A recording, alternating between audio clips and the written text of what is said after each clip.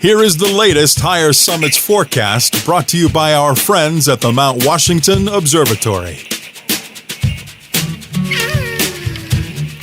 Weather above treeline in the White Mountains is often wildly different than at our trailheads. Before you hike, check the Higher Summits forecast at mountwashington.org. Weather observers working at the nonprofit Mount Washington Observatory write this elevation-based forecast every morning and afternoon. Search and rescue teams, avalanche experts, and backcountry guides all rely on the Higher Summits forecast to anticipate weather conditions above treeline. You should too. Go to mountwashington.org or text forecast to 603-356-2137.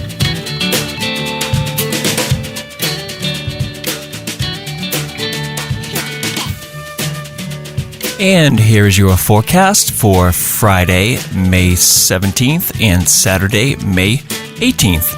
Friday, in the clear, trending towards in the clouds under mostly cloudy skies with a chance of rain showers. High in the upper 40s with winds southeast at 10 to 25 miles per hour, increasing to 25 to 40 miles per hour. Friday night, in and out of the clouds under mostly cloudy skies with a slight chance of rain showers, mainly early. With a low in the upper 30s, winds will be southeast at 25 to 40 miles per hour, increasing to 35 to 50 miles per hour. Wind chill falling to 20 to 30 above. And then Saturday, mostly in the clouds under mostly cloudy skies, with a slight chance of rain showers early, becoming a chance of rain showers in the afternoon. Highs again will be in the mid-40s with winds southeast at 35 to 50 miles per hour, decreasing to 10 to 25 miles per hour. And again, the wind chill will be 20 to 30 above and rising. So a little damp, but it's starting to get a little more cozy.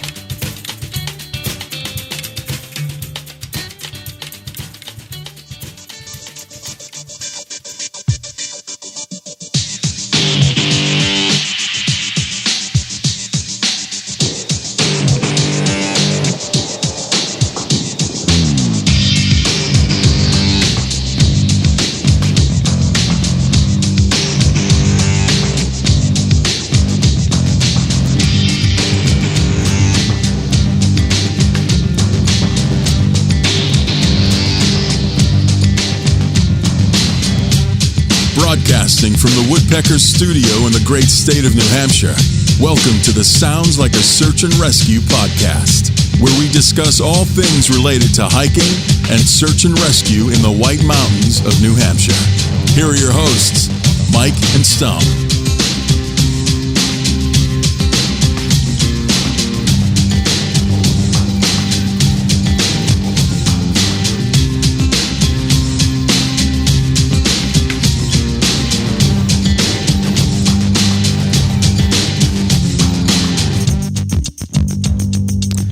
All right, Stomp, we're doing it live. Doing it live, one more time.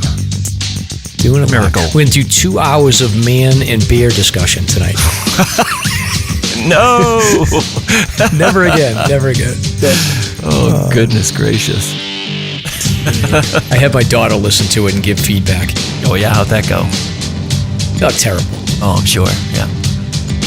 So, anyway, we'll never to be spoken of again. So welcome to episode 152 of the Sounds Like a Search and Rescue podcast. This week we are joined by Andrew Drummond of the White Mountain Ski Company. So Andrew is the man when it comes to backcountry skiing in the White Mountains. A lot of hiking experience and a lot of just sort of adventure experience. So he was kind enough to join us to talk about backcountry skiing, talked about his hiking activities in New Hampshire, a little bit about the Direttissima, all kinds of fun topics. So very excited. So he did a segment with us. It takes up most of the episode, but we got an update on the missing hiker from Massachusetts that the Forest Service has been searching for. We've got some road updates. Stomp is setting speed records on Welch Dicky, and we've got a rescue that happened on the Flume Slide trail that has people fired up. So I'm Mike. And I'm Stomp. Let's get started.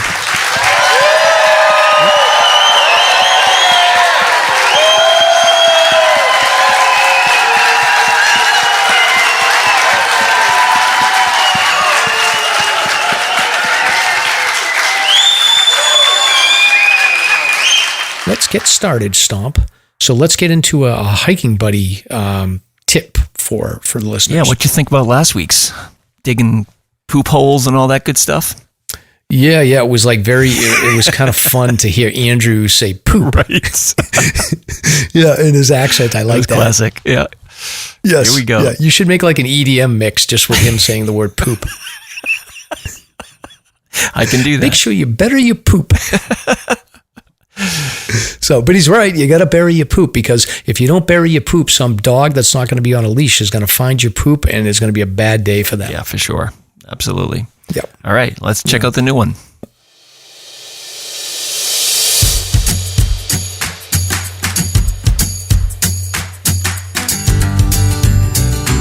This is Ben Pease from Hiking Buddies. We are a 501c3 nonprofit committed to reducing avoidable tragedies through education, impactful projects, and fostering a community of support. You can find out more at hikingbuddies.org. We wanted to say thank you to those who have supported our mission, and most importantly, say thanks to those who speak up, who ask questions, and who are willing to provide guidance and assistance on the trails when needed. You embody what it means to be a hiking buddy. And now, for all my newer hikers out there, here's this episode's Hiking Buddies Quick Tip.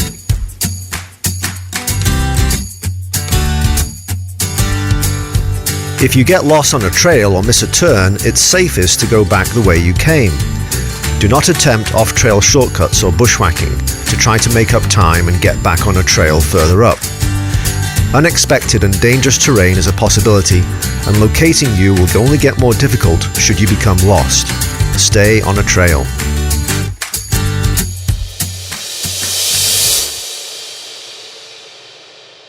And we're back. All right. Thank you very much, hiking buddies. Good stuff. Keep them coming. Yeah. All right. So now we have some updates on road openings. So Zealand Road is open as of today. Really? So, yes. Good. Yeah. So now people can access Hale, Zealand's. Correct. Yeah. Yeah, that's great. Zealand's open. And Sugarloaf's. Yeah. They can do all that fun stuff. And then there is, let me just see here. There was some other late breaking news. So Sawyer River Road, I don't think is going to be open for a while, according to the chatter online, is that it is just, it's just washed out. So I think that's not good. So yeah, it's like a yearly occurrence. Yeah, pretty much. And then Gale River Loop Road is opened.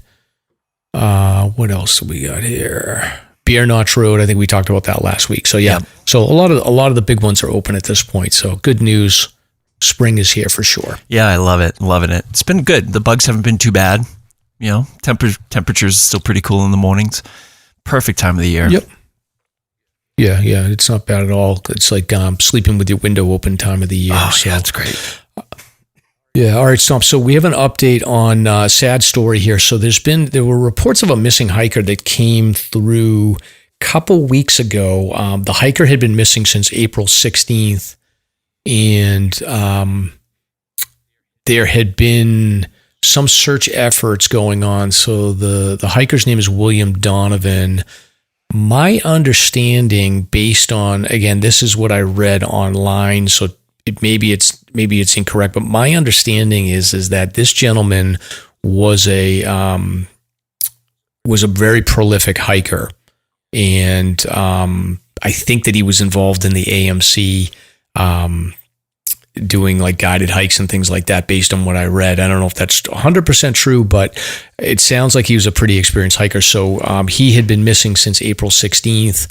His car was parked somewhere close to the Crawford Path trailhead, and they had been, I guess there'd been searches along the Crawford Path and into a number of the different ravines and drainages.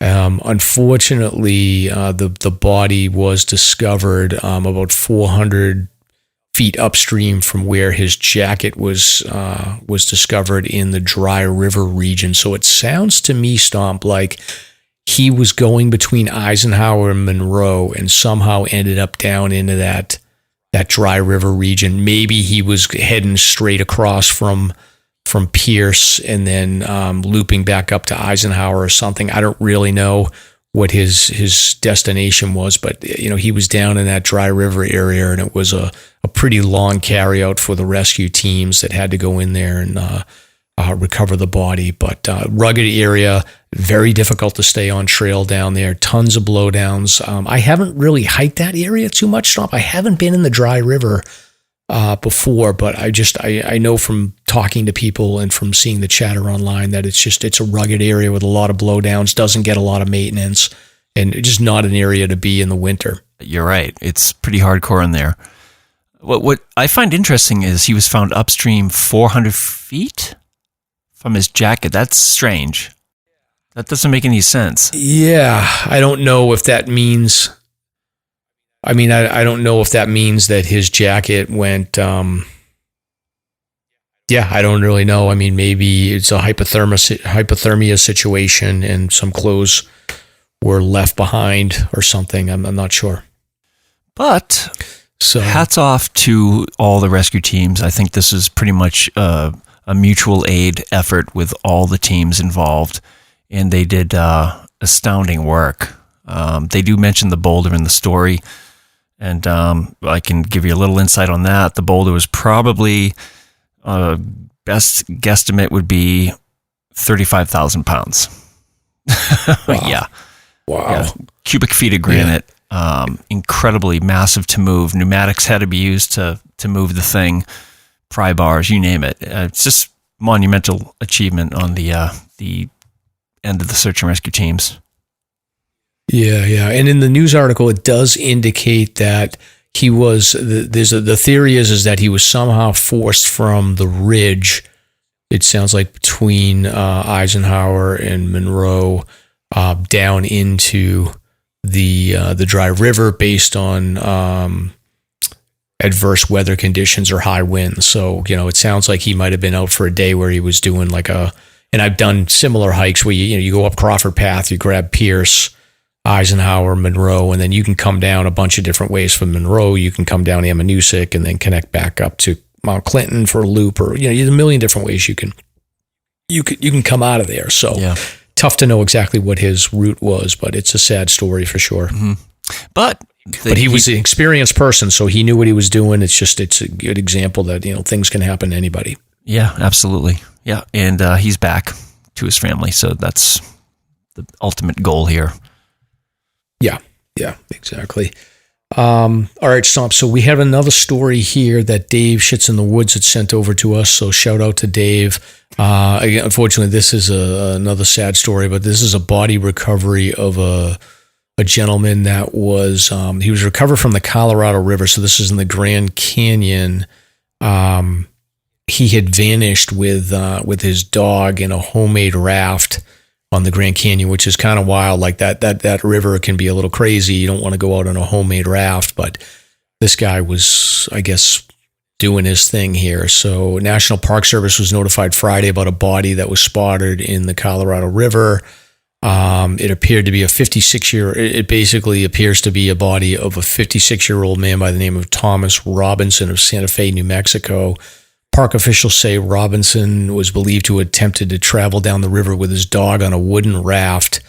There had been previously a photo released of the raft that was believed to be the one that Robinson was using, showing just a few long planks assembled together along with a paddle and a life vest, and the dog is in a milk carton. Oh, come on.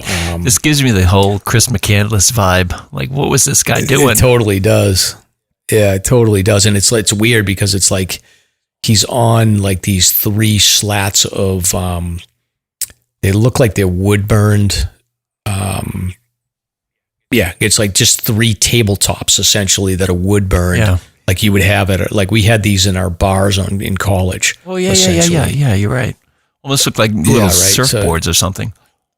Yeah, exactly. So he's got those stringed together with a couple of pieces of wood, and then he's got a paddle that's like a very heavy kind of paddle, and then a life jacket. So yeah, just not a place to be in the Colorado River where there's rapids and all kinds of calamities that can unfold. So he unfortunately didn't survive. But yeah, I think it's right. You Stomp. It's like a Vision Quest type of thing, or I think so.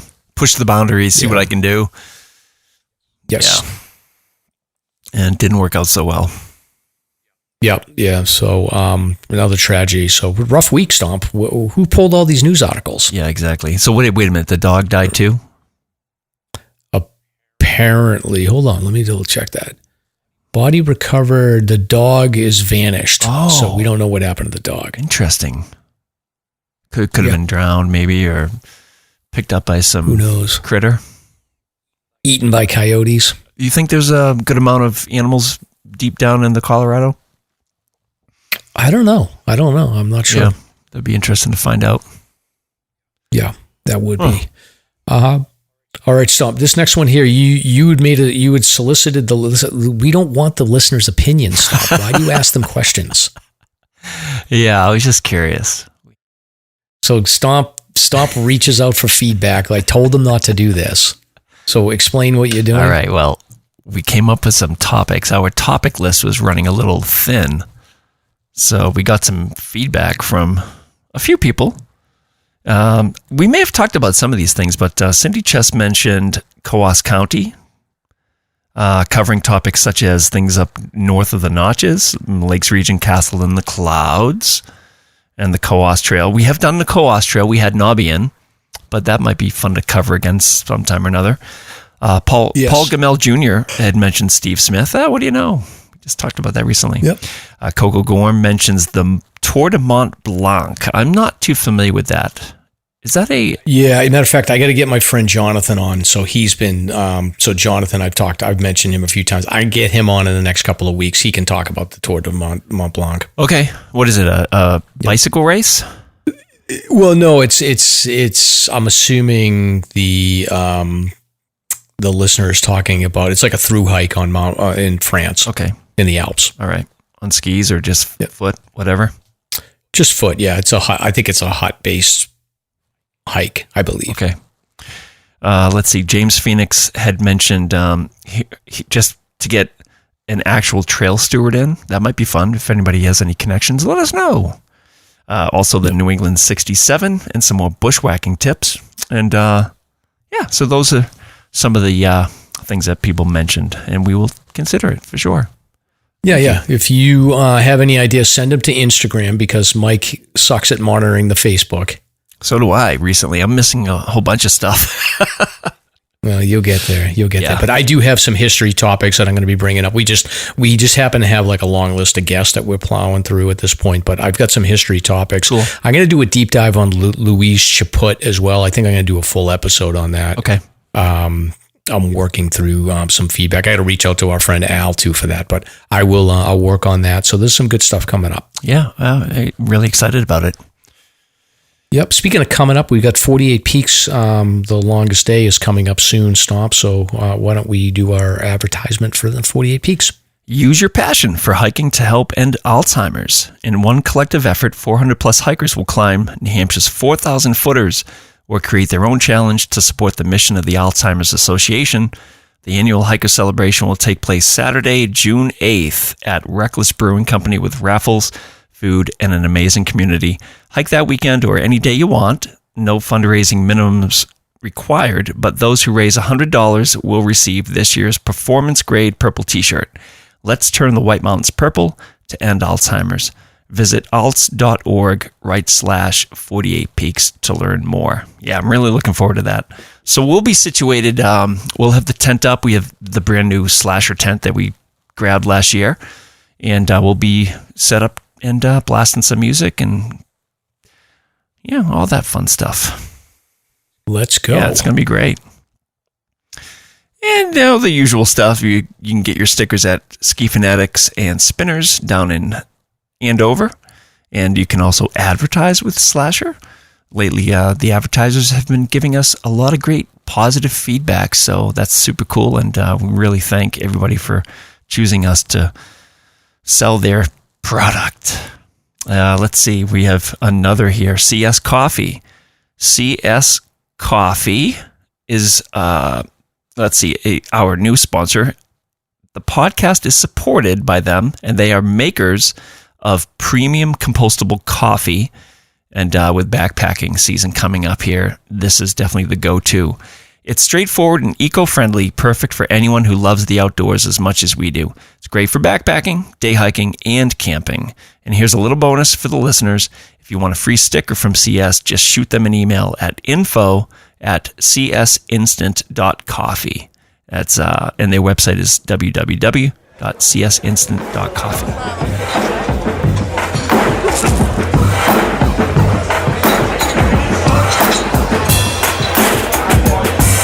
Hey, hold my beer. It's time to find out what Mike and Stomp are drinking. On this week's Beer Talk.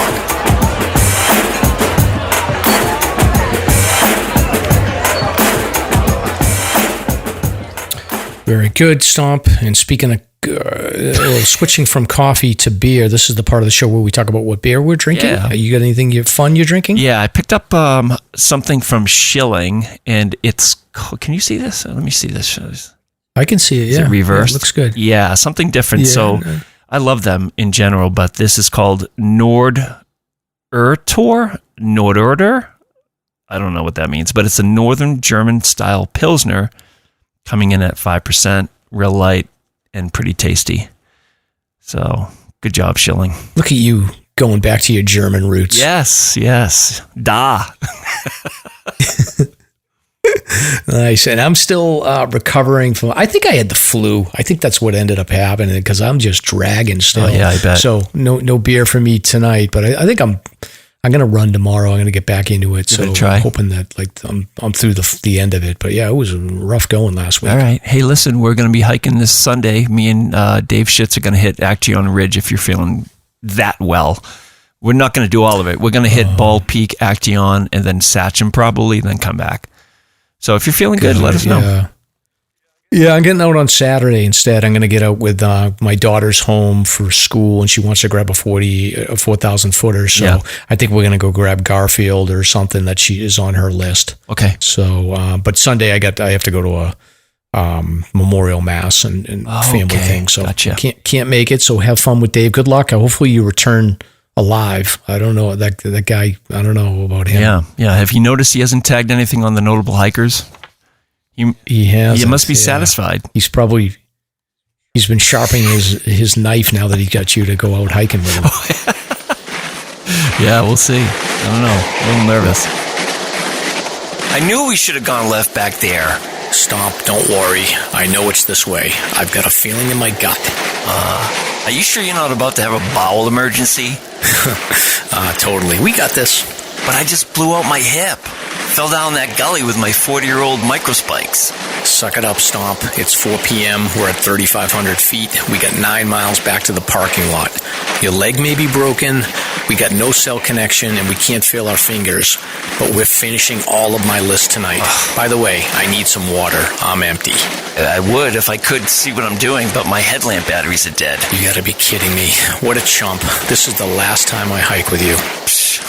Whatever, mister. Do you know me? I have a podcast. Whatever. Let's find out what Mike and Stomp have been hiking. What about your recent hike, Stomp? Have you gone out? I know you've got Welch Dicky here. You did like a best of time for you? I just came in this afternoon. Well, I want to say it may be probably my fastest, but it's, I'm not trying to break any fastest known time or anything like that, but I hit it this afternoon before we started recording. I started at 2:50 p.m. and I cranked up to Welch in 56 minutes, which is pretty cool. I think it's 2.2 miles. And then from there, I went over to Dicky from about 3:46 to 4:01. Not too shabby, 15 minutes. And then from Dicky, I got out at 4:41. So basically, I came in for the entire loop at 1 hour and 51 minutes, which is pretty cool. I got to tell you, though, dude, I had a chip on my shoulder. I was trying to get up to the summit of Welch so fast that I was walking with my hands on my thighs. It was and sucking in flies the whole time. Yeah. But so what I'm doing is just using it as a metric for fitness. I'm just trying to get in better shape. That's all. Yeah, it's pretty cool. What else? Anywhere else you've been poking around, Stomp? You're on a tier with the hiking stuff. Well, I mean, I got to experience for the first time that Dry River area. And you did get out there? Oh, yeah, I did, yeah. So I went in 2.5 miles in. And do you want to talk about just briefly a little more here? I have a couple stats that are cool. Yeah, I'm curious because I've never been in that area, and based on what I hear, there's been a couple of incidents out there. Oh, yeah. I think that there was another situation where somebody had gotten killed due to a flash flood or something. That's right. A couple of years ago. Yeah. And my understanding is that that area frequently gets flooding, and there's not a lot of trail maintenance. It's a wilderness area. There's a ton of blowdowns, tough to keep on trail, and a lot of old shelters and just a dangerous area in general, right? For sure. Yeah. So you grab it from Route 302 in Crawford Notch at the Dry River Campground. First mile or so is pretty flat with sporadic blowdowns. The entire trail is 9.6 miles from the start until you get to Lake of the Clouds Hut. But, basically it's a 50-yard wide washout. It's a floodplain in there. And, back in 2011, we had the big hurricane. So a lot of the trail got wiped out. And back in 2014, the U.S. Forest Service tried to reroute and repair certain sections. But I can tell you, there are so many landslides in there. It was wild. I've never seen such a it looked like King Kong came through there and just destroyed everything. Yeah. So it was really impressive. 9.6 miles. And like I said, it's lightly trodden for the first mile or so. You get one view of Mount Washington and Monroe at about 1 mile in, and that's pretty much the only view you get. Really? And until you get to the head wall and start ascending there, then you can turn back and see the whole expanse behind you. Let's see. There's one bridge just after that viewpoint, and it's the one and only bridge, and boy, is that thing beautiful. It's one of those truss bridges there that sort of bounce under your feet when you're walking, which is a little hairy. Yeah. Yeah. And let's see. So there are a couple trail junctions that you might have touched on just a moment ago, but the isolation trail is about 4 miles in, and somebody's going to have to fill me in on this. I'm assuming it goes to isolation. I'm not 100% sure. At that same proximate area, you have the Dry River Cutoff, which heads up to Mitzpah Hut, and then also another spur that goes up to Eisenhower called the Eisenhower Trail. So there's a lot going on in there. And there is one shelter that's about 6 miles in called the Dry River Shelter, and it's the only remaining shelter in there because the others got destroyed, and I guess it's in pretty good shape. And it's right next to the river.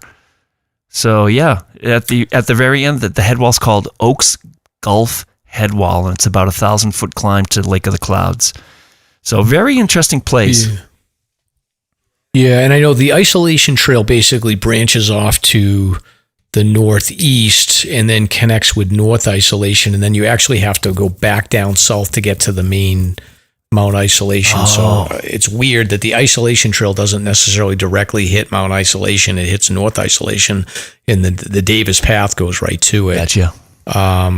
But yeah, that Eisenhower, I would assume the Mount Clinton Trail and the Mount Eisenhower Trail probably very rarely do they even get much traffic at all. And then it looks like there's a campsite at around 3,200 feet below Lakes of the Cloud. Mm-hmm. And the climb up the head wall must be interesting. But yeah, this is an area I think I'm going to have to go check this out. Well, you know what I was thinking? You can loop it. You'd have to car spot back to Crawford, the AMC Highland Center, but you could go in Dry River and then do a Southern Prezi. That'd be really cool. Yeah, I mean, yeah, you could basically, you could park at the Highland House or the Highland Center and then make your way down. I mean, you could even just take a bike down. It's like 4 miles the hill and spot the bike. Yeah, it's not close. Not bad. Oh yeah, I was thinking it was bad. Well, if you parked at the Highland Center and then took a bike, yeah, that would work. And then just went down the hill. It's not bad. That's a good call. On a bike, but yeah, just strap a bike to the side rail there, and you're good to go. See, Stomp, I'm not as dumb as you look. But bump. Right? That was good. So that was a good one. So, Speaking of jokes, where the heck is the dad joke thing? I'm getting the dad joke right now. Stomp. Look at that. I've got my book and I've got it picked out. Why should you never fart in an Apple store? Think Apple the computer. What? Say it again? Why should you never fart in an Apple store? Oh, like the computer you said. Yeah. I have no idea. Because they don't have any windows. Oh boy. Get it? There's no windows in an Apple store. Oh, that was good. Bill Gates joke. And I apologize to Fieldstone kombucha that you have to follow that act. That's tough. That's right. And we are so glad to have Fieldstone back with us again. They're really promoting themselves out here in the Northeast, so it's great to see. Fieldstone is New England's premier craft kombucha company. If you're in the heart of New England, you need to drink a New England-style kombucha.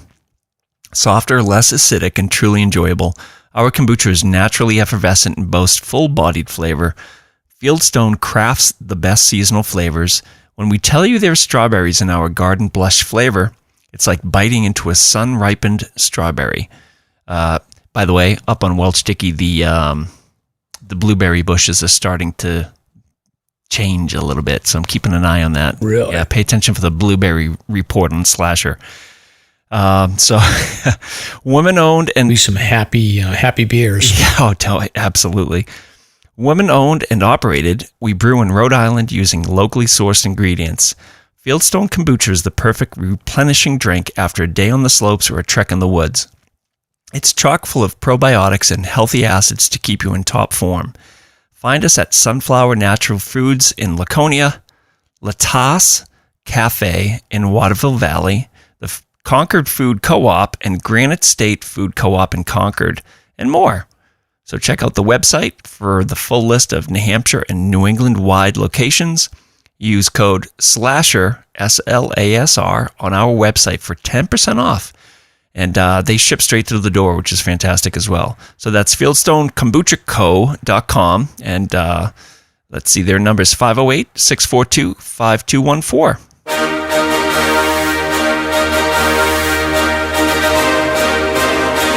It's time for Slasher's Notable Hike of the Week. If you want to be considered for the Hike of the Week, simply tag Slasher on your social media post. Oh boy, we have some notable hikers coming up here. Yes, Stomp, you've got your notable hikers. Let's go. Let's do it. So if you want to tag Slasher on your adventure to be considered for Slasher's Hike of the Week, you can do so. And we have a couple this week. So Hiking Feeds My Soul hiked Mount Parker, and that was 31 out of the 52 with a view hiking list for Miles the dog. Hey, good job, Miles. Tom Downs did the Franconia Loop counterclockwise and makes note that the Greenleaf Hut is now open. Another sign of spring. Duchess 3663 hiked Blueberry Mountain. That's 18 out of 52 with a view for Duchess, and that's on me and Mrs. Stomp's proximate list for sure. Liz Fay tagged us. Good old Liz. She hiked for the New England Healing Sports Association in the morning at Knights Hill Nature Park, and then tackled Prospect Hill, which is one of the 500 highest peaks on the 500 highest list. Cindy just did a post of Gunstock. Good job, Cindy. And then finally, Jake Skis 603 and Full Strength Coffee hiked Pierce, Jackson, and Webster. They want to let us know that the post holes are alive and well. Yeah, I bet you between Pierce and Jackson, and then the stretch between Jackson and Webster, I'm sure that there was some deep snow still sitting there. Yeah, totally. Amazing. Yeah. I'm going to go with Hiking Feeds My Soul in Mount Parker because I got a special spot in my heart for the 52 with a View list, and I'm rooting for Miles the dog. Yeah. And wasn't that where you got lost with your family? I didn't get lost. I did a bushwhack with them. Oh, yes. But yeah, it was Cave Mountain at the lower part of Mount Parker. The Langdon Trail. Special place in your heart. Yeah, I'm kind of annoyed that you remember that, but whatever. No, I knew you were going to pick that. Not my finest moment. Yeah, I had a gut. That was a good call. So...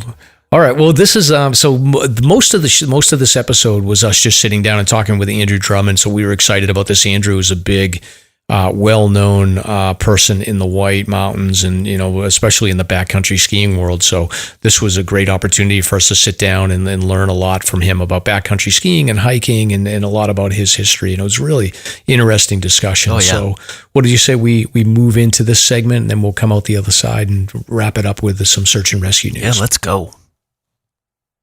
Beep-loop.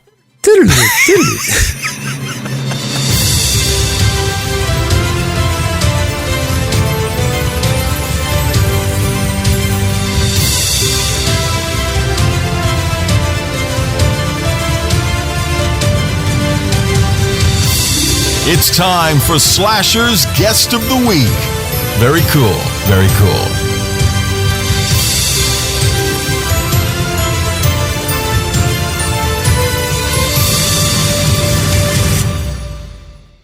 All right, Stomp, we're here with Andrew. Are you ready for this?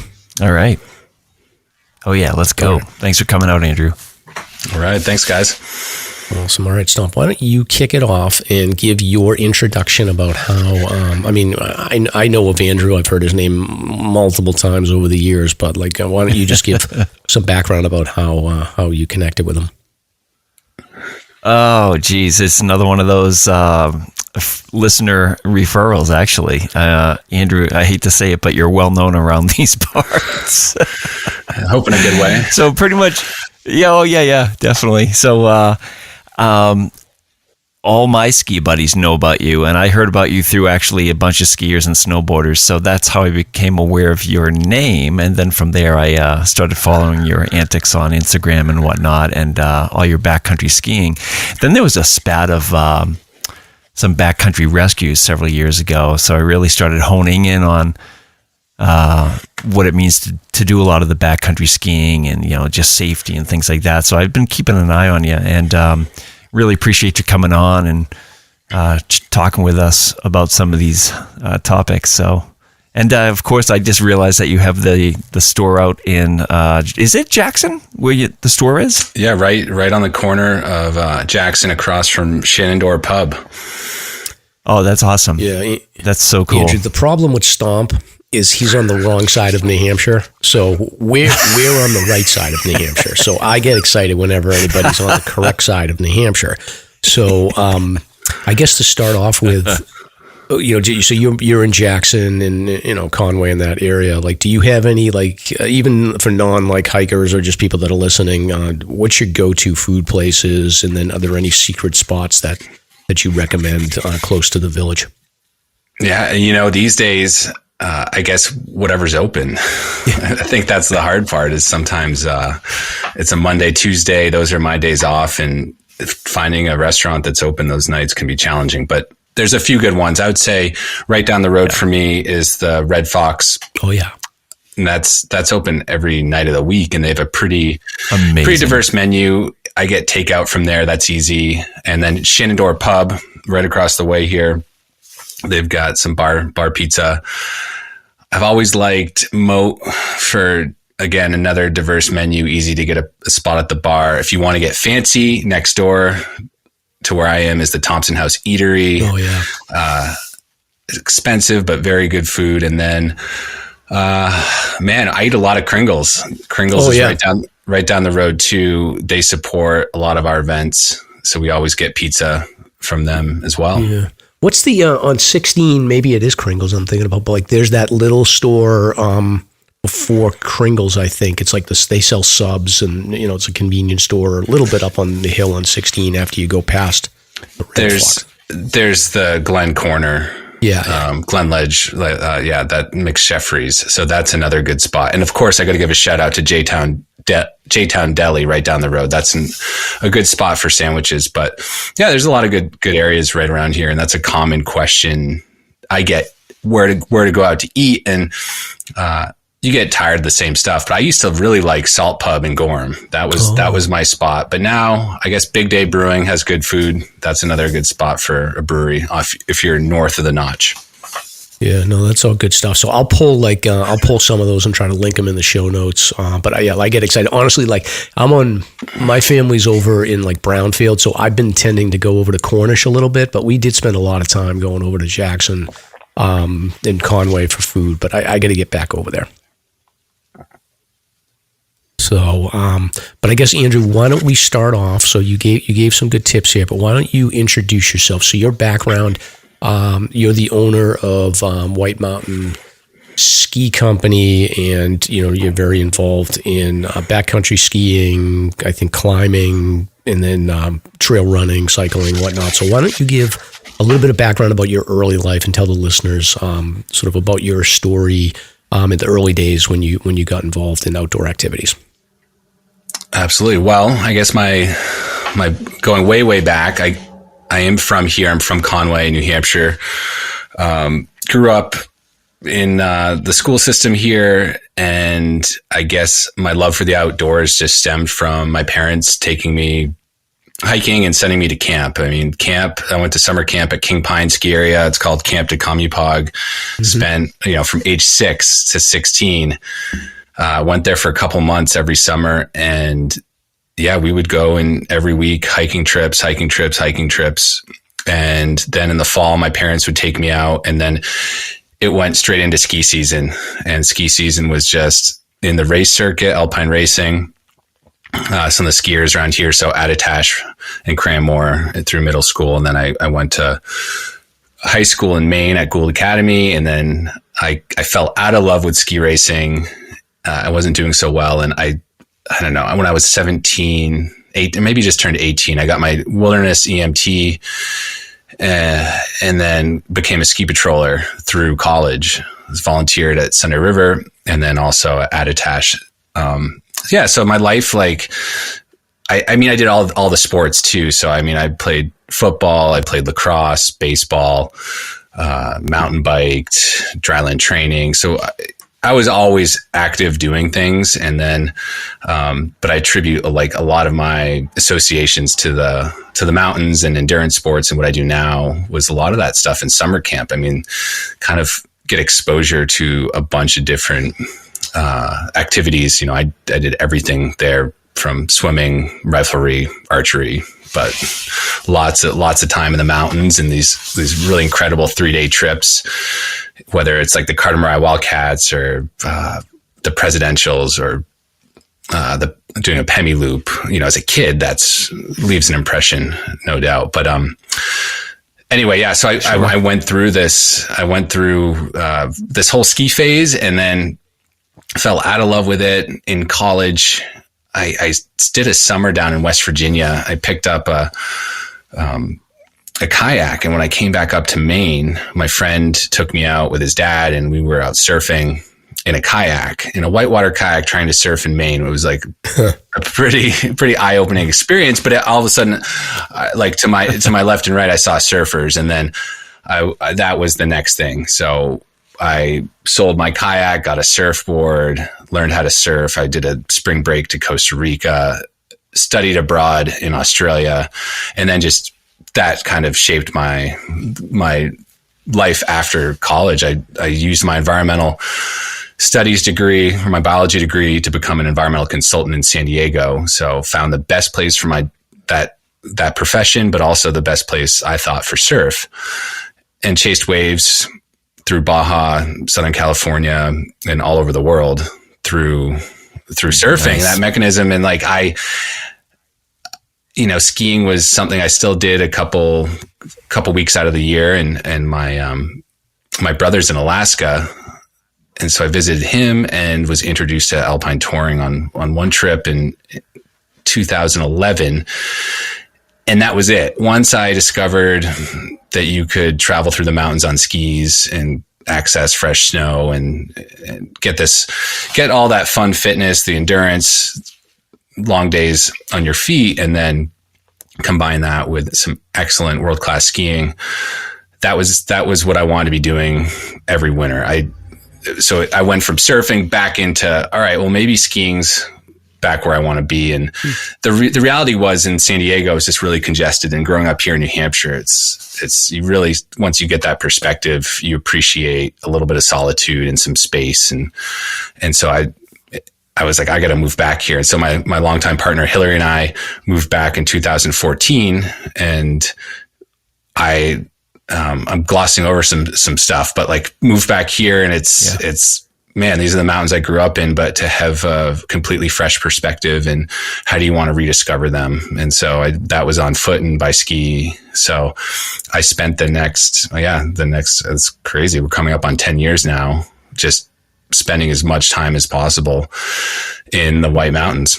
Wow. So I want to go back, because I'm curious about this, because we've got listeners that have like younger kids, and there's a lot of people that are into skiing, and I'm fascinated by this. I was never on the ski team when I was a kid, but what I've observed from talking with friends and just seeing people progress is like the kids all sort of, it's about inclusivity. When they get to 12, 13, 14, they're all having a good time.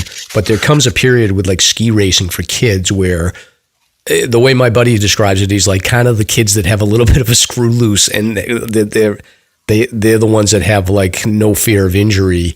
They're the ones that tend to progress a little bit better. And then the first time a kid gets a little, rattled, it makes a big difference. So do you have a thought about that? Like for parents that get the kids in ski racing, and what to expect if they're 12 or 13 now, and what's going to happen in the next 3 or 4 years for them? I never looked at it like that. That was my bubble. That's what my siblings were doing, my family, my extended family.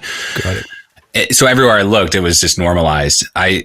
Now with a little bit of time and perspective, I'm pretty blown away that was our life. And you need money, obviously, because it's a damn expensive sport to have multiple, not just one pair of skis, but multiple pairs of skis and all the other gear that goes along with it. And then access to the mountains, and then buying lift tickets and race entries. And it's a little crazy.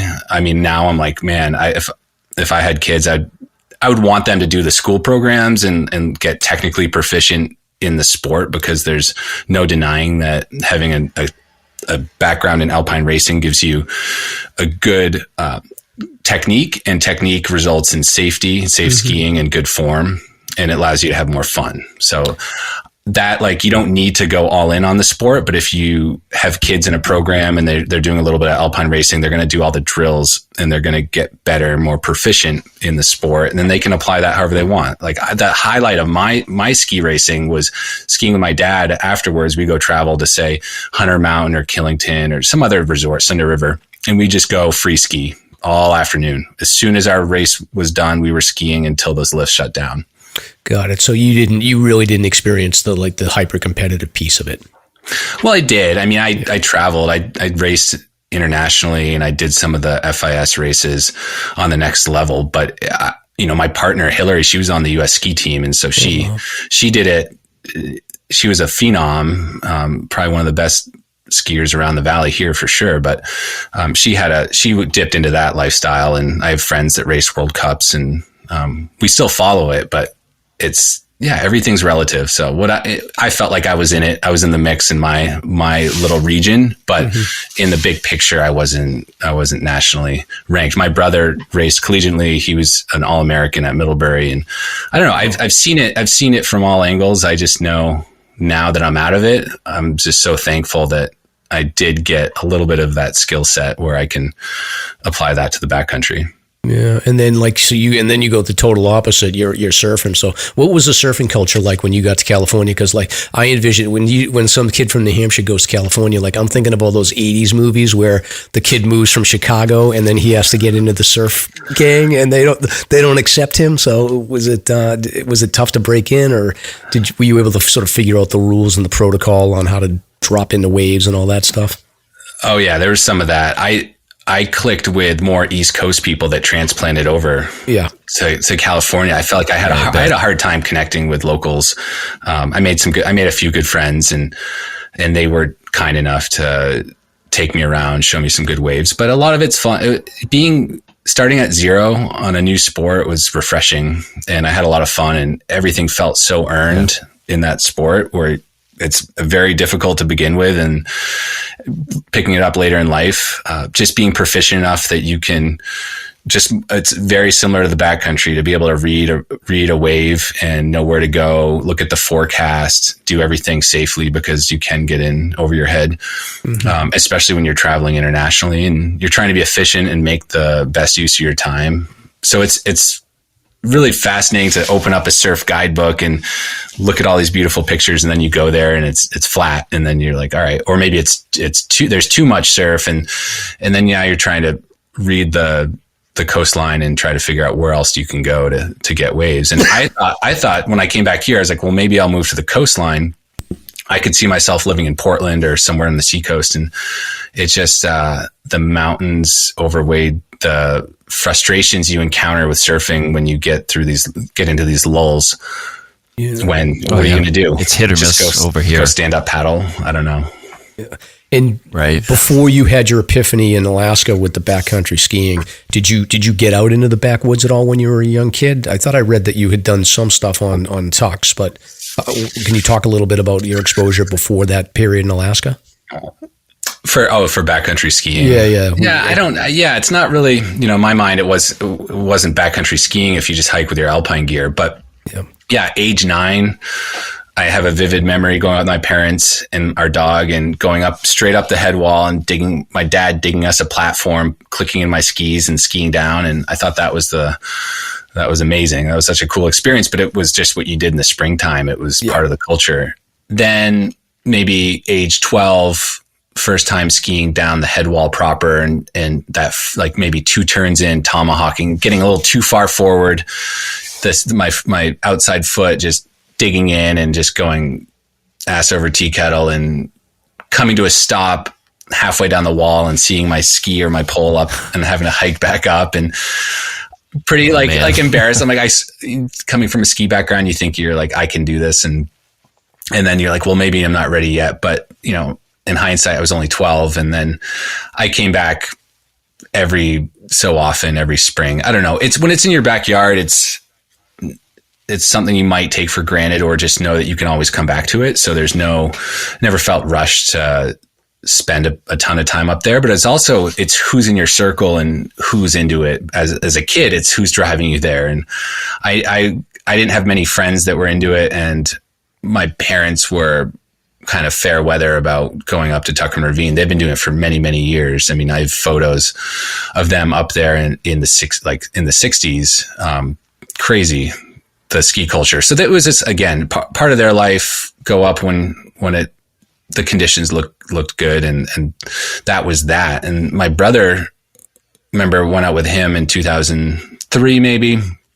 So old, like in college, and he was on telemark skis. And, after ski racing, he was like looking for another fun, I guess, category in the ski world. And telemark was dynamic and something that he could learn, a new skill and a new style of skiing. So he was skinning up, and that was the first time I'd seen someone climb up on skins. And for those listeners that aren't familiar with alpine touring or backcountry skiing, you can either do it telemark, because your heel's free, so you can apply this material with a sticky side, sticks to your bases, and then a fur-like material that only slides one way, grips the other way. Way more efficient than snowshoeing.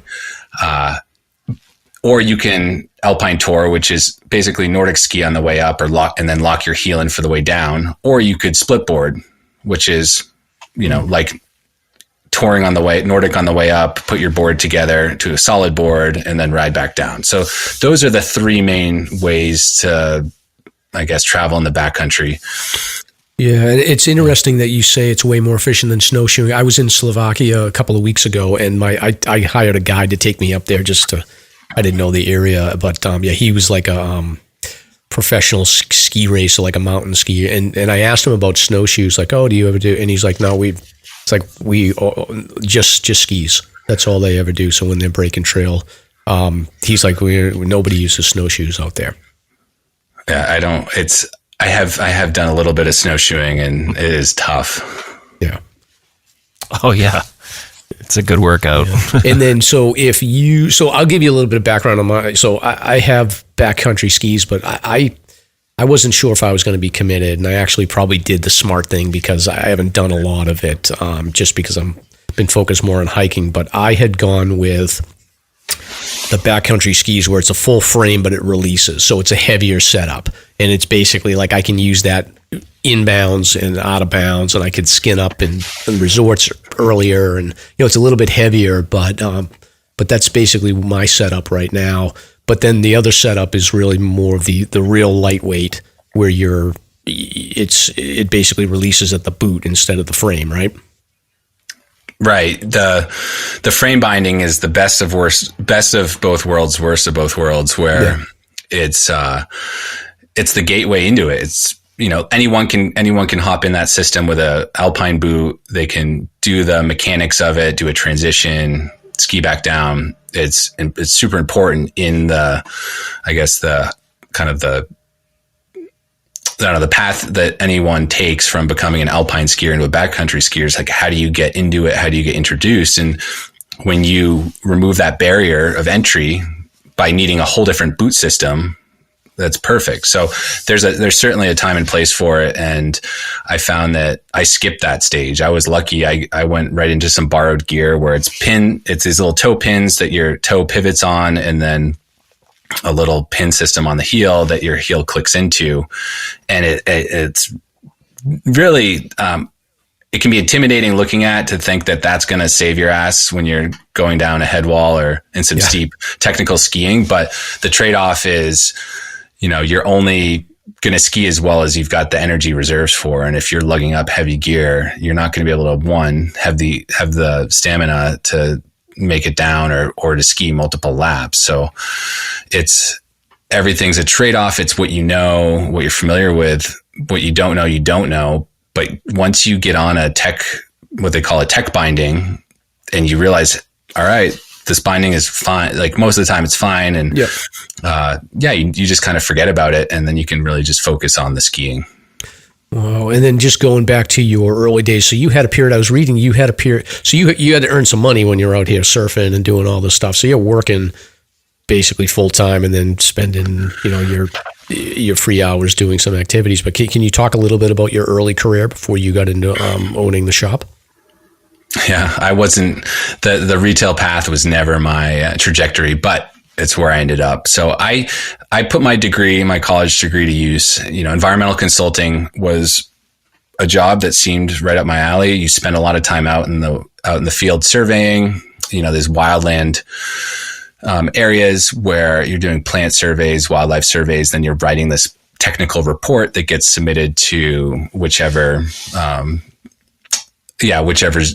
I guess municipality you're in, I was in San Diego. So you've got the county of San Diego, but then you have all these these different little municipalities that have their own rules and regulations. But then you have the state regulations for California, and then you have the federal regulations. And it's amazing how much overlap there is with these biological technical reports that we were preparing with some of these fire protection plans, because where they're developing is right up on these wildland areas. And then you would also need a biologist that had maybe a certification for protected species surveys. So there's birds, butterflies, frogs. And then what else did we do? There was a couple other reports that we would prepare, like wetland reports, or say maybe a revegetation plan. But it was really like a job that you got to work all angles of everything that you've picked up in college. And the environment out there is so different than here. An oak tree here does not look like an oak tree out there. So relearning all the plants and wildlife, and it was very engaging. And I was on this, it was a cool path, but at the end of it, every year I'd have like 3 weeks of vacation that had to be split up. And in my 20s, I really wanted to travel. And when that third year rolled around, the honeymoon period was over, and my friend had this job working on boats, and he came out and visited me once. He told me all about the job as a marine mammal observer. So he was looking for whales, dolphins, sea turtles on these giant boats that were towing air guns and microphones and creating these 3D maps of oil reserves. Wow. And so he's basically working. Cool. He's working on these boats, Chevron, Mobil,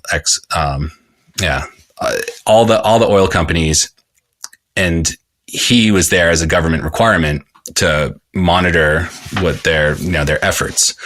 And so if there's certain protocols, if you see a whale or dolphin in this zone of exclusion, or you hear them, because there's also passive acoustic monitoring that I later got into. But it was you're on this boat with who knows what crew. Usually a lot of the work's in the Gulf of Mexico, but anywhere there's ocean, they need these. They're searching for oil, and then they need these environmental monitors to be out there. So he did that. I wasn't that interested, but then once I fell out of love with my job and realized that it was kind of taking over my life, that he was in Africa and in Mozambique and traveling and living the life that I was ready to live. So yeah, in my mid 20s, what's better than traveling the world on someone else's dime? Right. And that's where, man, I tried to get out of that job for several years, but I could not find another job that gave me the flexibility that one did, because you could work 5 weeks or 4 weeks on this boat and then not have to work for another 2 months, and then go back and forth.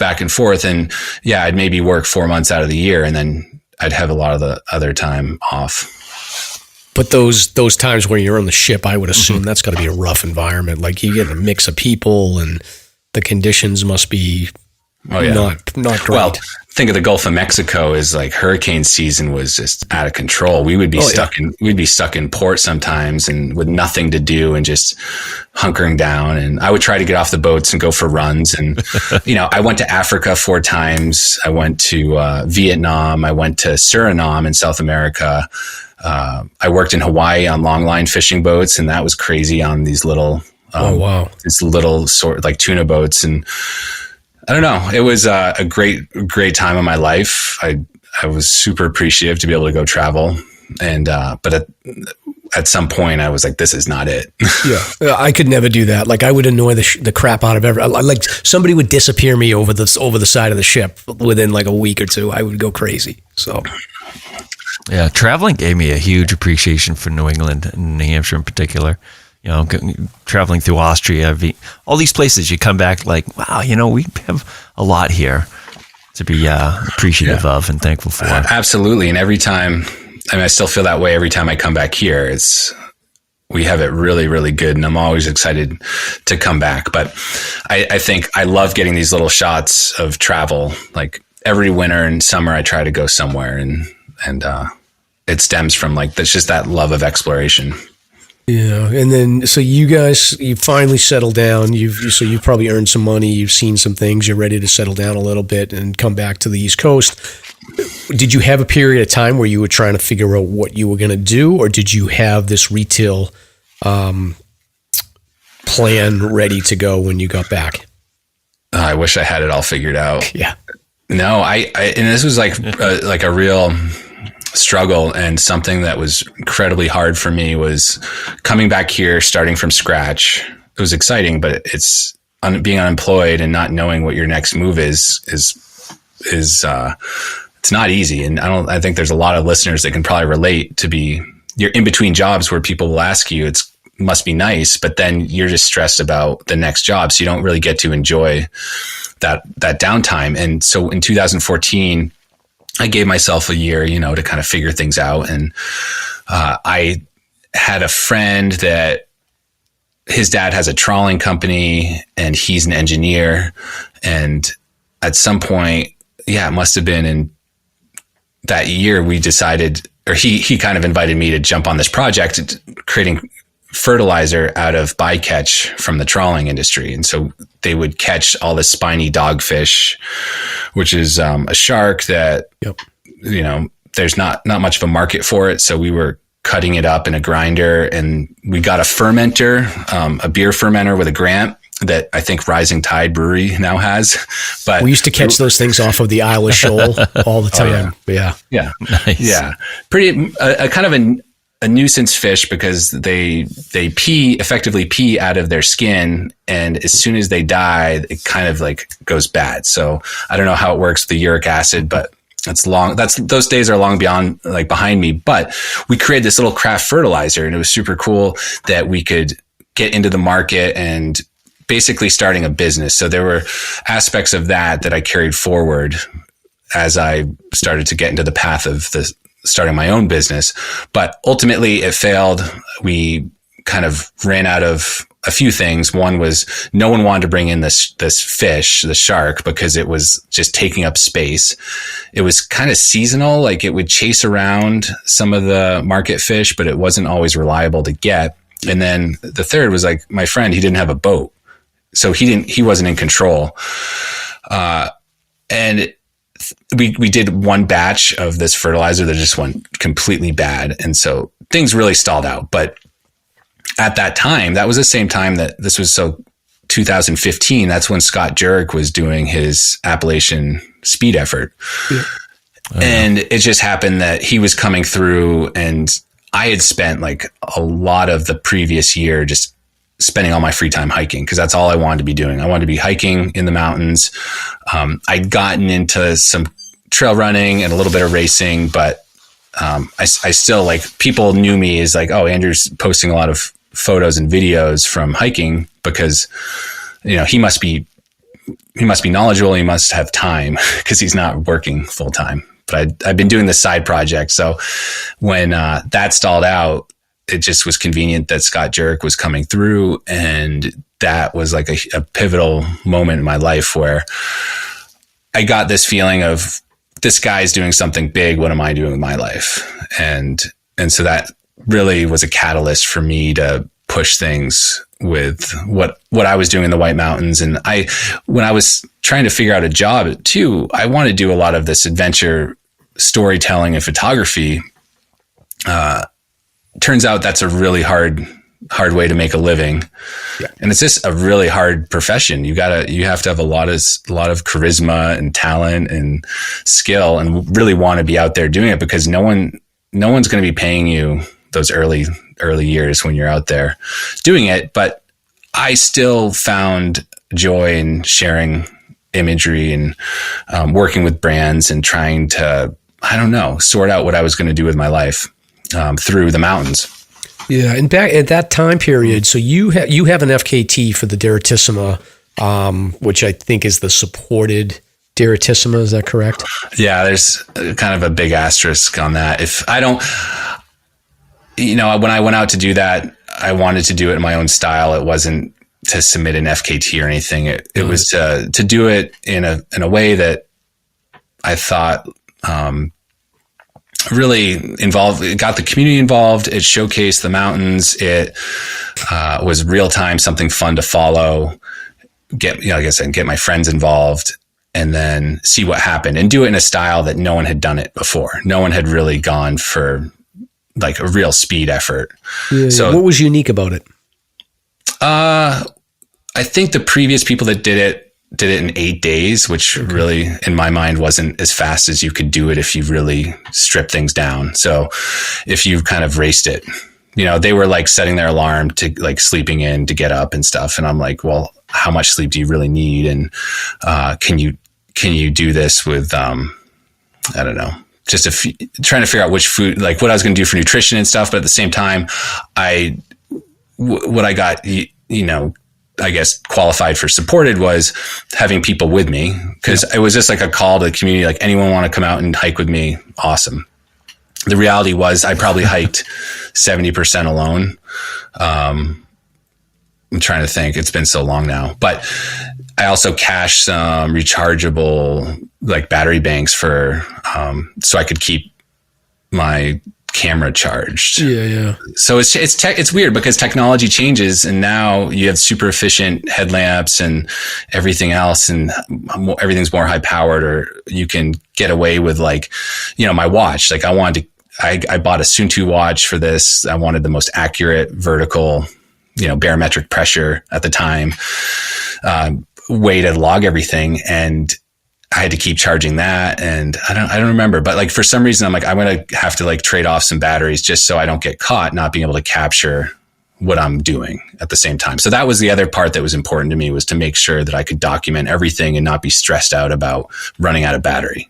Yeah. Now, did you have did you have a checkpoint in mind where you look in to say like, all right, at 12 hours, I need to be here, 24, or, every day I need to be at a certain point, or you just sort of felt it out? I had nothing to chase, other than what felt like the right move at the right time. And my goal was 7 days. So if I could do this in a week, it just sounded nice.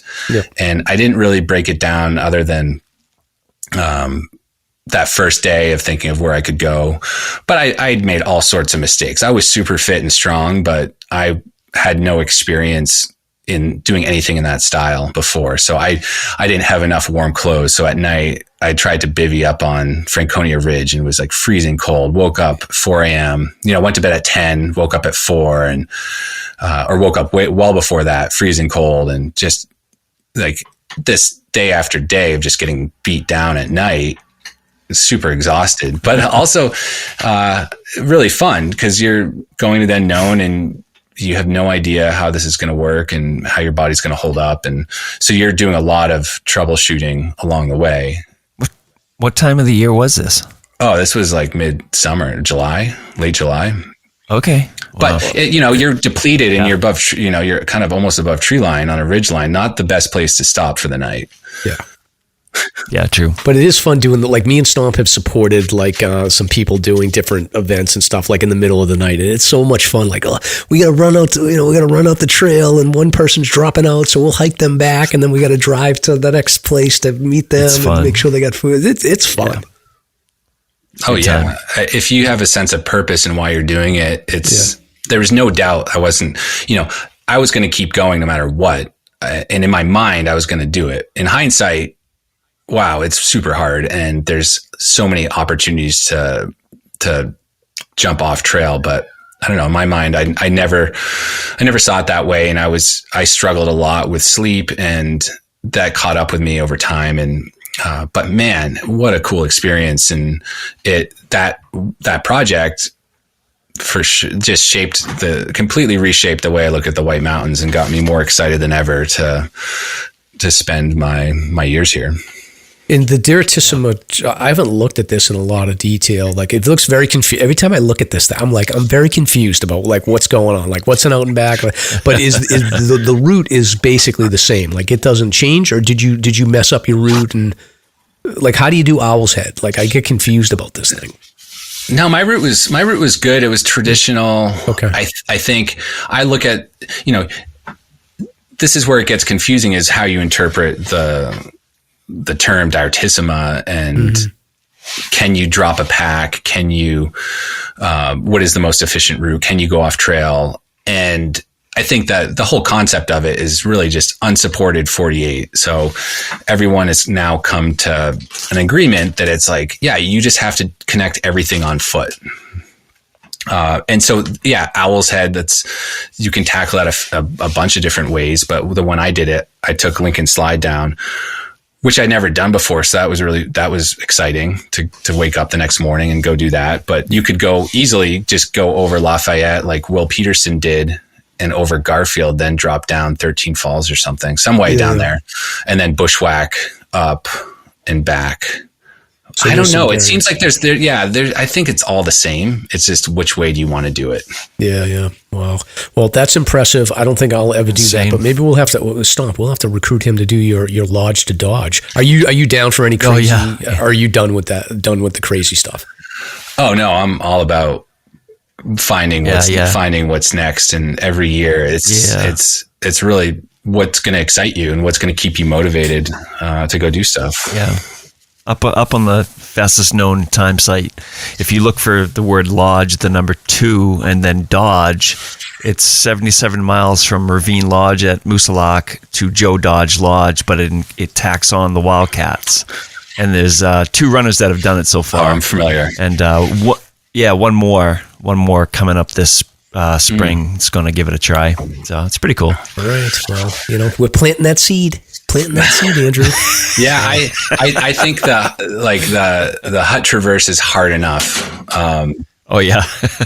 and the hut traverse is something that gets everyone, like just getting through the halfway point, because it's such an easy bailout. But yeah, tackling on the bonus, the extra credit seems like torture.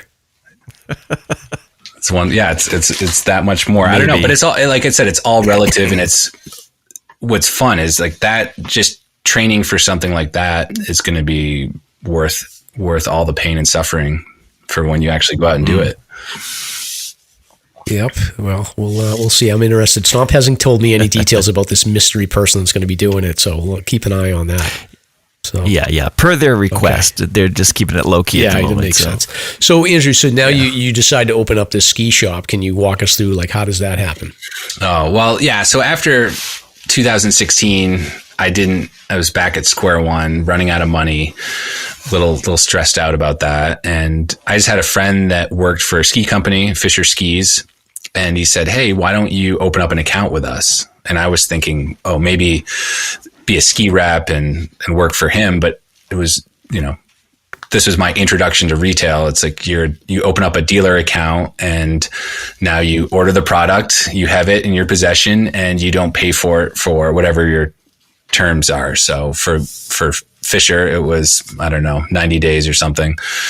But that was step one is, all right, now I have a brand.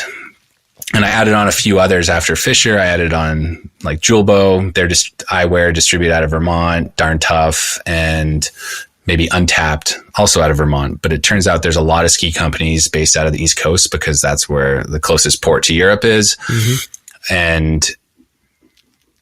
And I was, all right, so I've got these accounts, now what? And so I had no brand, and I had been logging all my stuff on all the outdoor activities because I'm more interested in backcountry skiing, but living where we live, I spend more time hiking and trail running.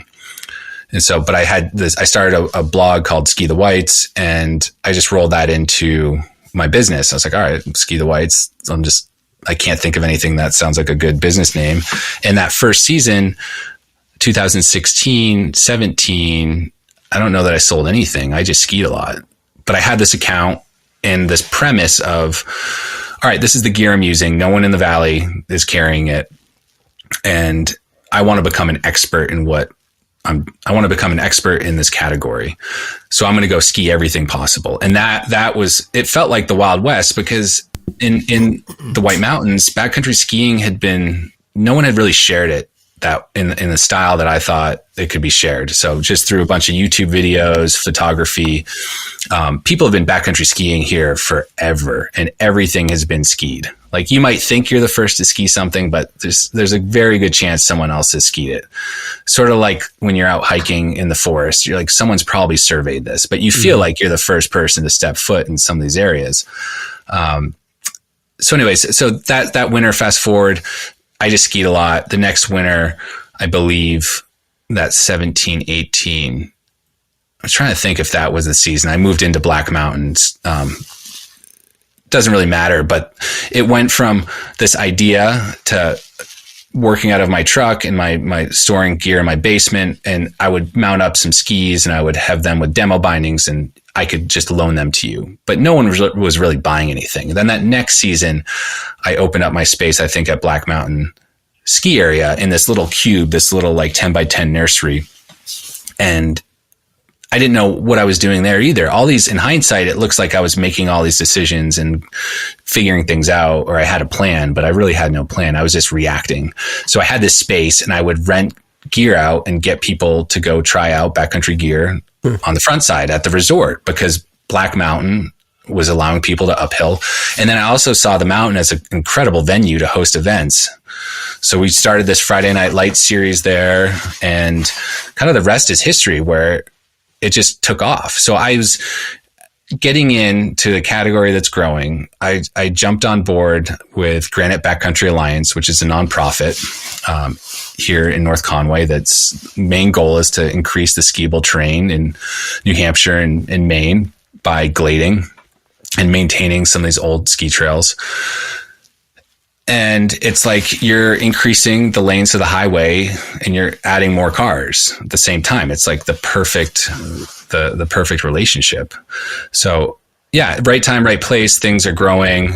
I'm doing events and then building a community. And once you have a community that supports you and you support them, you have this relationship again that allows you to grow and get to a point where you're just, I just wanted to be a resource. So I wanted to like spend all this time, my free time in the mountains, but I also want to be a resource, provide the gear, provide the knowledge, provide the media to like create this full circle effect where now I just have a bunch of friends. We all know each other and we can go out and do fun stuff in the mountains and to have a job and to have like a purpose to be here up in White Mountains where I'm spending all my free time anyway. So that's like the kind of the quick story. But I eventually moved into the building I'm in now in 2020 because I was, again, another pivotal moment where I'm about to turn 40 years old, looking around and thinking, is this it? Is this my life? I don't even know if this is like sustainable, but yep.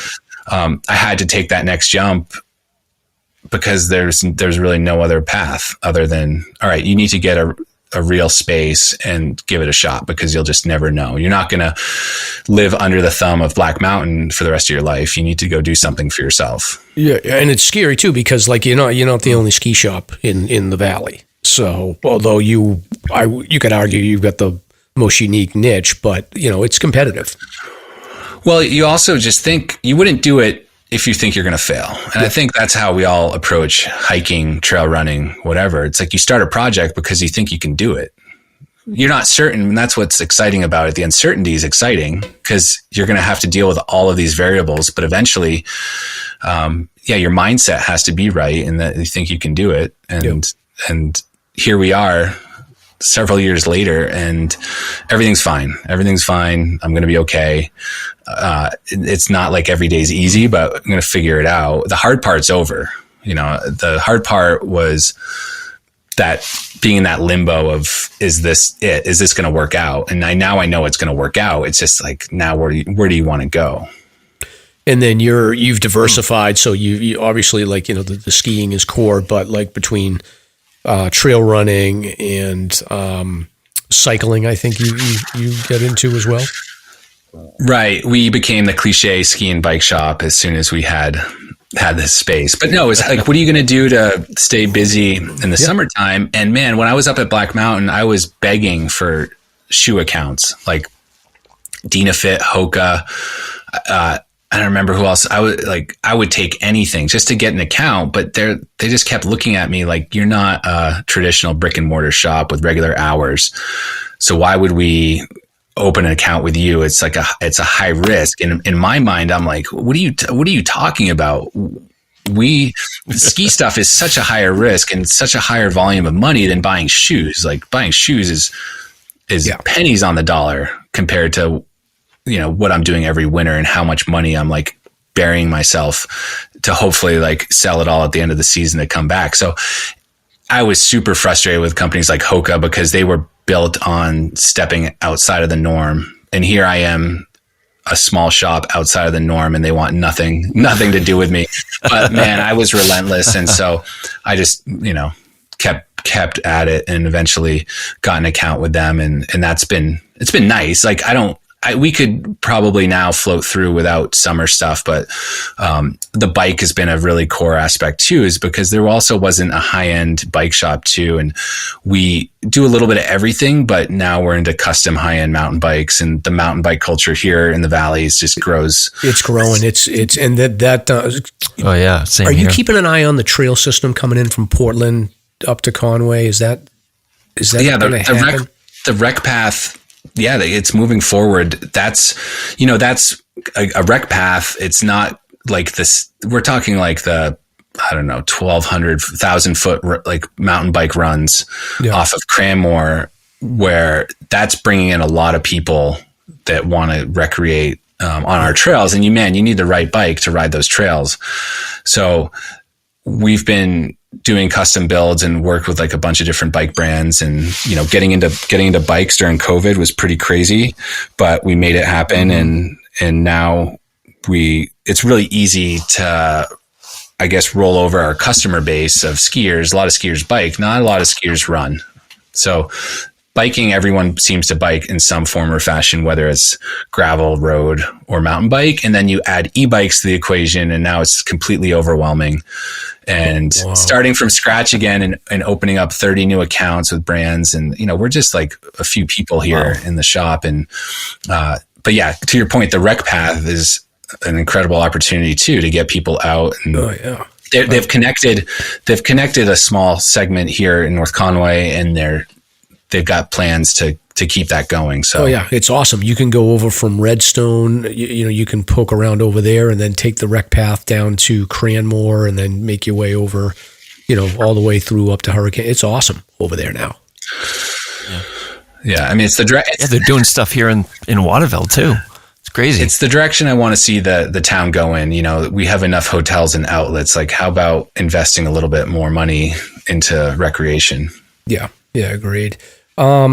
I want to talk a little bit about safety or your advice. So I think, Stomp and I, we go through sort of like the record of rescues every week. And my impression as far as the backcountry skiing accidents go is that it's like, a lot of stuff in Tarkaman. Sometimes it's just unfortunate. Maybe there's an equipment issue.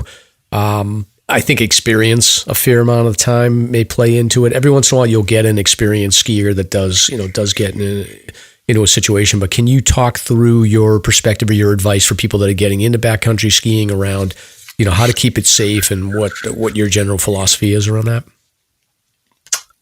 I think experience and education are the kind of the two cups you're trying to fill. And you start out, you got to pick one. And a lot of people pick the experiential part first. And sometimes you learn things the hard way. But I think that the backcountry culture has definitely is getting a little more safety savvy than in the past, where I'll have people come in the shop and they say, "Hey, I can't go up there. I don't have my avalanche level 1 training." And that's amazing. I mean, to hear that is incredible. But at the same time, you have a bunch of people going up there that have the blinders on, and this is their day to go out and ski, maybe of the whole year. Maybe they've planned this trip and they're not really willing to shift their schedule around or don't have the flexibility, and they're just dead set on skiing something. And that's the trap you can get into. I think with the increase in just general users out there, you're going to get an increase in incidents. It's just part of that's just a numbers game. And so how do you intercept all these people coming in? And I think there just has to be a lot of outreach, a lot of public outreach, because, we've had some incidents where we live in this echo chamber of preaching, look at the forecast, look at the AVI reports, observations, get a feel for the snowpack, do your Area 1 avalanche course, get your first aid, do all this stuff, have all the safety gear, be prepared. And I think there's probably a huge demographic of people that just bypass that. And when you're talking about being prepared and all the safety, the listeners on this are probably more people that are self-selected. that are going to make most of the right choices. So, having people up in the ravine in the popular areas to educate people has been I think some of the best, preventative measures possible. So a lot of the volunteer ski patrol up there and the snow rangers do an excellent job educating everyone on the day, because it's so dynamic up there, of what you might encounter and what you might want to consider or not consider and have with you. So I don't know. Since I've gotten into it back here, I've made a ton of mistakes. I've gotten away with some, haven't gotten away with others. I mean, I'm lucky to be healthy and ski another day. The biggest thing I've taken away from anything is just perspective. And that just comes with time. And it's hard to tell someone no, this run, you can ski this another day, another year, another 10 years. You don't have to go do this today and get all powder hungry and think that this is it. I got to do it today. And that's something that I almost feel like you just have to be around the environment for long enough to really grasp, or to be around some incidents that kind of shake you to your core that forever change you. Yeah. Right. Have you experienced any of those types of incidents that have shaken you deeply?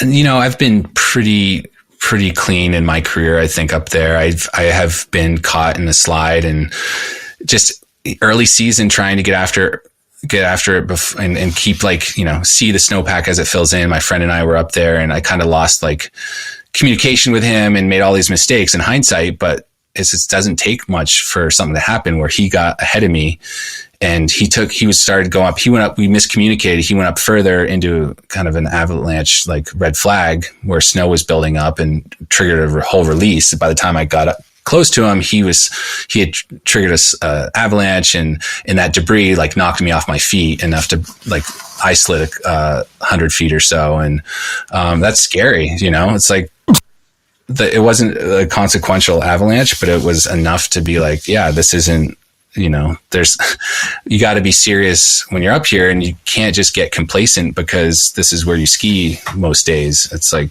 every day is different. And, and so kind of sharing your stories too through the Avalanche Center. They've got a really good website where you can see incidents and observations, and across the country, you can go to all these different avalanche websites to see what's happening in the snowpack. So I don't know.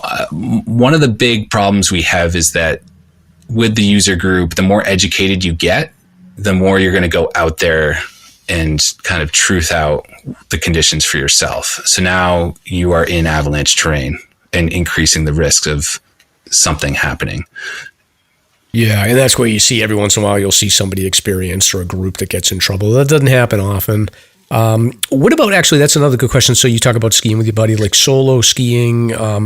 My experience, I see a lot of backcountry skiers when I'm on the presidentials in the winter, and it's always a group of which is cool. It's always a group of 6 or 8 people. And, I'm a weekend hiker mostly, so maybe that's just because of the weekend. But do you tend to see people going out in larger groups, or do you recommend that people stick in groups, or do you not? I know I'm a bit of a hypocrite in the sense that I chase the conditions. So if there's a window for me to get out, it might not, there's a chance it's not going to line up with someone else's schedule and risk tolerance. And that can be really challenging. And I go through this mental gymnastics of, is this safe? Should I be doing this? And try to, we're always trying to make the best decisions possible. But number one, going out alone, you immediately eliminate that chance for a quick rescue. And that could be anything from a fall, a sliding fall, a burial, just something small that could turn into something bigger.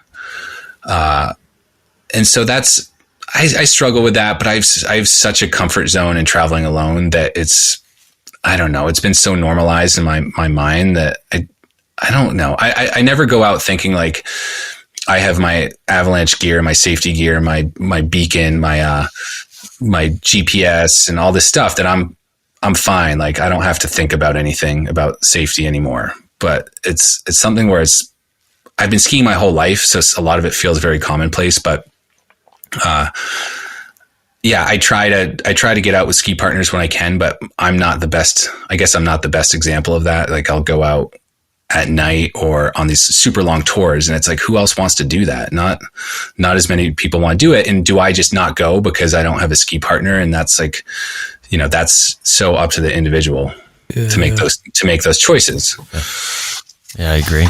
Do you have I know you said everybody skied everywhere, and even if you think they haven't, but do you have a white whale, a target that you haven't got to?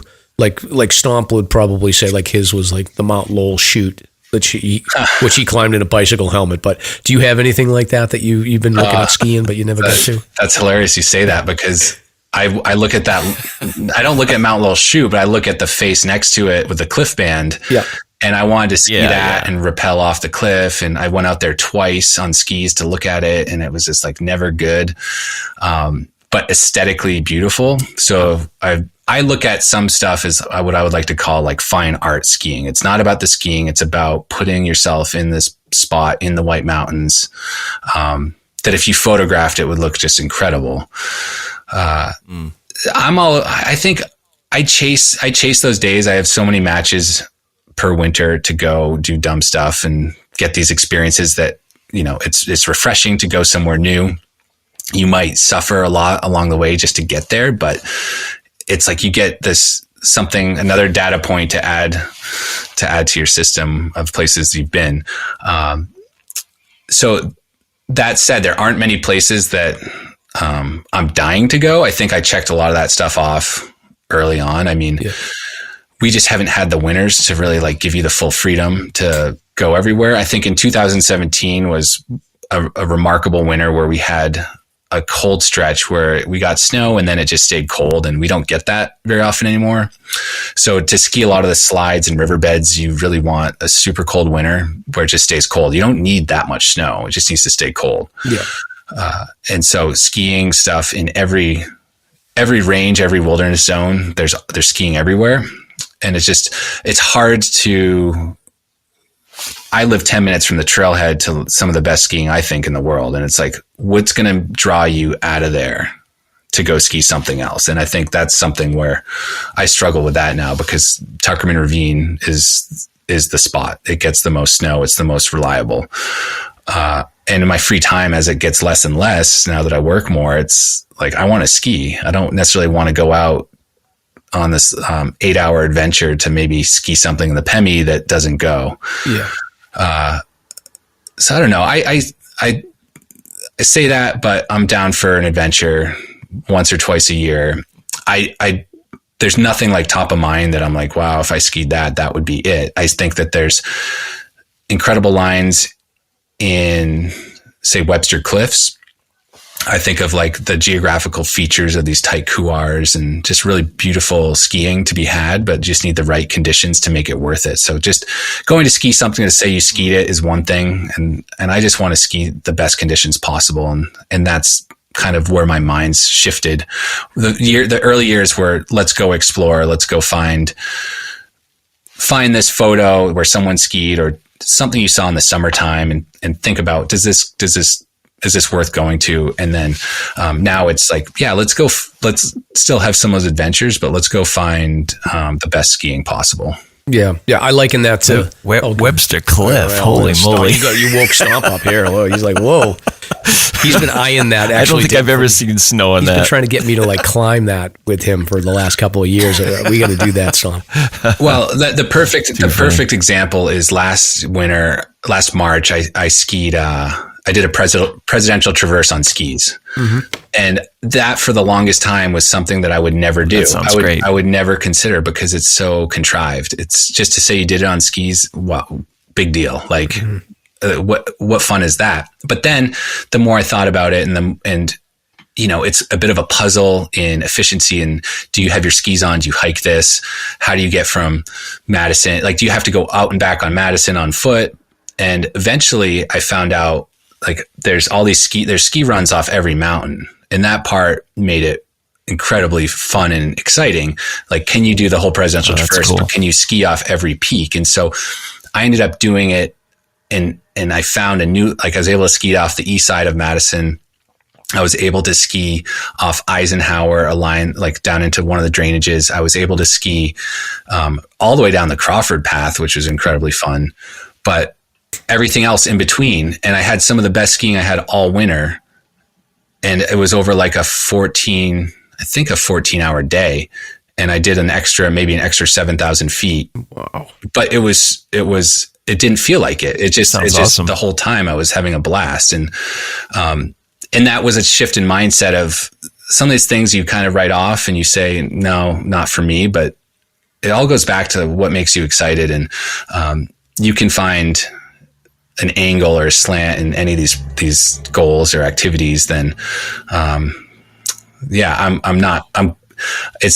not quick to judge anyone on what makes them happy, because I've done a lot of stupid stuff and a lot of things that I'm sure many other people think, wow, that guy's, I would never do that. So when I'm curious, and I've always wondered this, when you're going down the regular hiking trails, so if you're skiing down Crawford Path, like you don't have a lot of room to go back and forth. Are you just going straight down, or how do you, I mean, I'm a pretty experienced skier, but like I need some room to operate, and those trails don't give me that room. So I'm just curious, how do you do that? It's a bit of a bobsled run. You go in and out of the track, so you speed control by jumping in the fresh snow. So conditions matter. If it's not, luckily most of the below tree lines, the conditions are going to be softer, and once you get in that fresh snow, it's easy to speed check and then pick your speed back up by getting the trail, and that's that trail and the Valley Way Trail, or if you're exiting King Ravine on any of those trails in the short line. It's super fast and efficient. Like you can get out of there in no time. And obviously you're looking out for hikers, but it's the hours we're out there, it's generally pretty quiet still, and it's easy to see in front of you. Got it. So you're looking for openings off the side of the trail to get into to slow your speed down. Mm-hmm. Wow. Well, Stomp, this guy is an animal. So Andrew, very impressive. Let's plug some of your stuff. So the name of the store is White Mountain Ski Company. Are you still doing a podcast? When I need to, yeah. Okay. It's just another tool to get the word out. They're mostly event podcasts. We do backyard ultra. We have a backyard ultra in the fall, and we do a last skier standing in February. And we usually do a preview podcast with that. But if someone does something in the whites and it like aligns up and I have time, it's always fun to chat with people. It's such a good way. I mean, I love podcasts, so it's such a good way to communicate and get information out. I used to do a podcast with the Snow Rangers as another way to do some public outreach, and with skiers, or wintertime and some trail running. But I don't know. It's just one more thing. Plugging the shop, White Mountain Ski Co. We're here in Jackson. Ski, bike, run, and coffee. So we roast our own coffee as well. I got into I was going to ask about that. As soon as I got this building, I got a coffee roaster, and my friend Pierre and I just went for it. And here we are 4 years later, and we have a solid coffee following. And it's a really, really cool part of the business, is flexing a different muscle in your brain. That it's not just, I don't know, it's not just more ski talk. It's coffee and experimenting with different varieties. So that's been a lot of fun. And then, I don't know. And I like your Instagram. You got some awesome videos and pictures on there. Yeah. Events are the coolest thing. So retail, I like the stuff we sell. It's good gear, but the events are where it's at. It's fun to be around people. I work on the weekends, so I usually don't get out to socialize on the weekends. But hopefully, now that things get a little older here at the shop, and I've got really great staff that can cover me. But we have a trail series starting up at the end of the month called Friday Night Vertical at Cranmore. So every Friday night from 6 p.m. to 8 p.m., you can run or hike up Cranmore, have pizza after, meet up with other friends. I know we've got, it's really great to watch people create friendships and find hiking partners, ski partners at these events, because all of a sudden you're going up and someone's your same speed, and you get chatting, and well, what are you going to do tomorrow? And people start talking about their objectives and link up. And, that's been really fun. We host, other events. We host a 10K road race. So if you're a road runner, in Jackson, it's like 40th year. It was a historic 10K, one of the hardest 10Ks here, with one big climb and one big descent. So that's August 9th, I believe. And we brought in a turkey trot. We have a nighttime trail race. We have a bunch of stuff. They're all events are going to be on our website. But if I can emphasize anything, it's meet people in the community. And the best way to do that is to show up to events. Yeah, no, that sounds great. I've done the Cranmore races before. I think I ran the one where they had the National Mountain Race Championship. That was crazy. That's a hard one. That's a very hard one. Oh yeah. Can I put in a special request for you for events? Yeah. And I don't know if you've heard of this, but like you should bring back the Wildman Biathlon. Oh, I did that once. Yeah, I've done that a couple of times, but I don't think they do it anymore. But that'd be a good one to bring back. So think about it. Yeah, I know you got a lot on your plate, but I know. I just want to give all the race directors so much credit for what they do, because it's a crazy it's a crazy market to be in. Because you're butting up against people's summer schedules and weekend schedules, and the work, that the planning and making sure that the stress to make sure everyone has a good time, everyone's safe. There's some great ideas out there, and the Wild Man was really cool. Oh yeah. Because there was that one, and then I don't know if the Top Notch Try was the week before or after, but another similar event. And you say the Wild Man is kind of the catalyst of my, like, one of the things that pushed me into all this endurance stuff was watching some of the top guys and girls compete there. And I was just had my hands in my pockets being like, what am I doing? I should do this. And I came back and I started training for all this stuff. And, I think that some of that phase is like, I'm good. I think I did a lot of those competitive races, and, but they're a blast to be at. Yeah. The Wild Man was what got me into road cycling. Cause I was a runner. I am a runner. And through the 10K, I think I was in like 5th place or something. And I had like a Huffy mountain bike, and I was like, just ride it up. It'll be fine. And, by the time I got to Wildcat, I think I was in last place.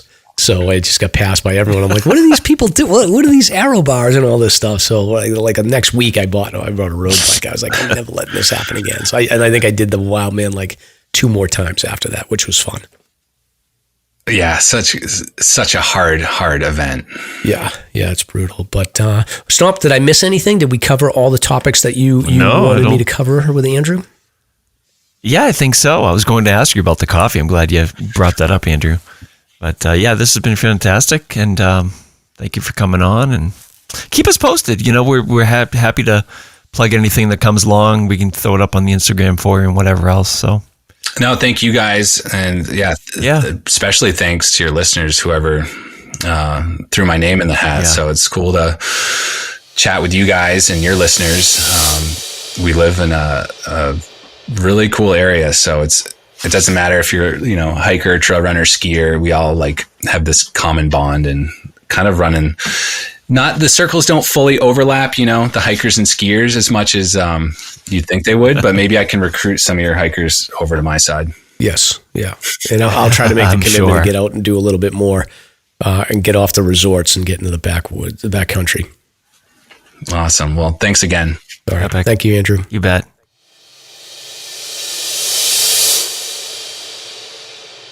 All right, Stomp. That was pretty cool, huh? Andrew is a good dude. Absolutely. And a surfer. Who knew? A surfer, yep. You got so excited. It's amazing. Yeah, well, it's funny. It's like that was the first place I surfed was like out in Huntington Beach. One of the first times I surfed. And all I had was just memories of renting a waterlogged surfboard that just would not catch a wave.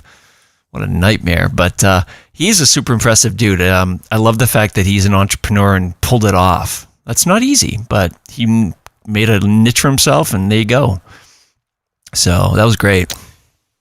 Yeah, no, it was fantastic, and thanks again, Andrew. And we'll include all of his info in our show notes so you can check it out. And now, Stomp, we are going to go into one more sponsor before we get into the recent search and rescue news. Yep, Vaucluse gear. Does your backpack not provide enough ventilation?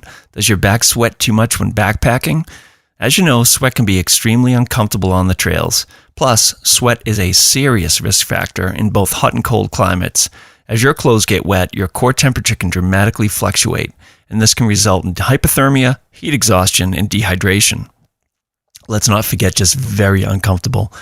Today is your lucky day because we have good news for you. There is a piece of gear that solves the sweat and ventilation problem, making your backpack more comfortable. Vaucluse Gear's ultralight backpack ventilation frame. This ultralight frame is a backpack accessory that easily installs in your favorite pack, sizes 15 to 45 liters, and creates a ventilating airflow gap between you and your pack. It's also ultralight, weighing about 3 ounces, which is more or less a pair of wool socks.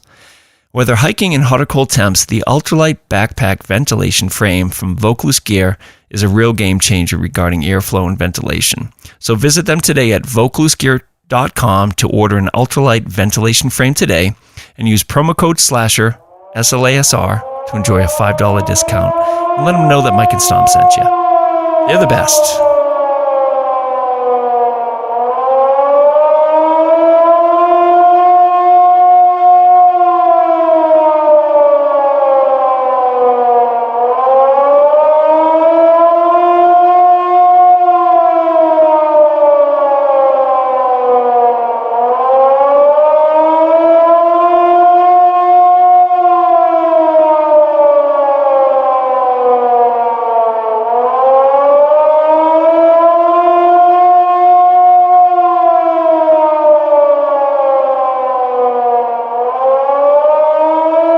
Stomp. So moving into recent search and rescue news, we've got two national stories, neither which are good. Yeah.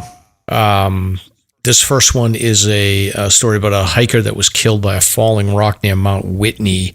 So deputies had reported this is the third fatality on Mount Whitney, in the Mount Whitney region in a week. So this hiker died on Sunday, marking, like I said, the third fatality. The hiker was hit by a falling rock Sunday morning in the area of the North Fork of Lone Pine Creek, the sheriff's office said.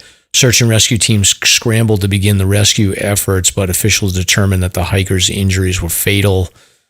California Highway Patrol helicopter assisted hoisting the body of the hiker from the mountain and taking the hiker to Lone Pine before they were turned over to the Inyo County Coroner's office. So they haven't identified the hiker publicly, but this was the third recovery this week. Earlier in the week, two climbers died on California's highest peak. They were identified as a 28-year-old and a 29-year-old. Looks like it was a boyfriend-girlfriend situation, and the 29-year-old girlfriend had just completed her doctoral studies in physics at UC Davis. They were apparently dating. They were outdoor enthusiasts, and they had taken a long-term hiking trip around the state. County Sheriff's Office warns that early spring conditions are still prevalent on the mountain with treacherous deep snow and loose rock and variable weather. Stay together if you're venturing into Mount Whitney, and turn around before conditions deteriorate and become unmanageable. Make responsible decisions and be prepared and fit. So that's a rough area out there in California's highest summit. That's terrible. That's not uncommon out here either. I mean, it happens. There's been reports over the last few years, people getting hit with falling rock.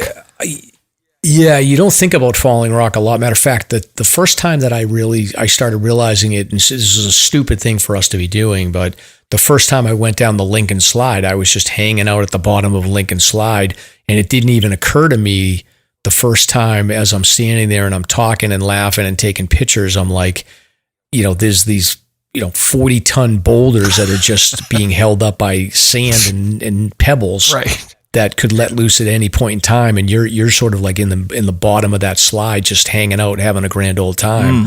So you do need to be aware. Sometimes, like, you can trigger a big giant boulder to come on top of you in some of these areas. Yeah, especially these places like below Mount Willard or Frankenstein Cliff.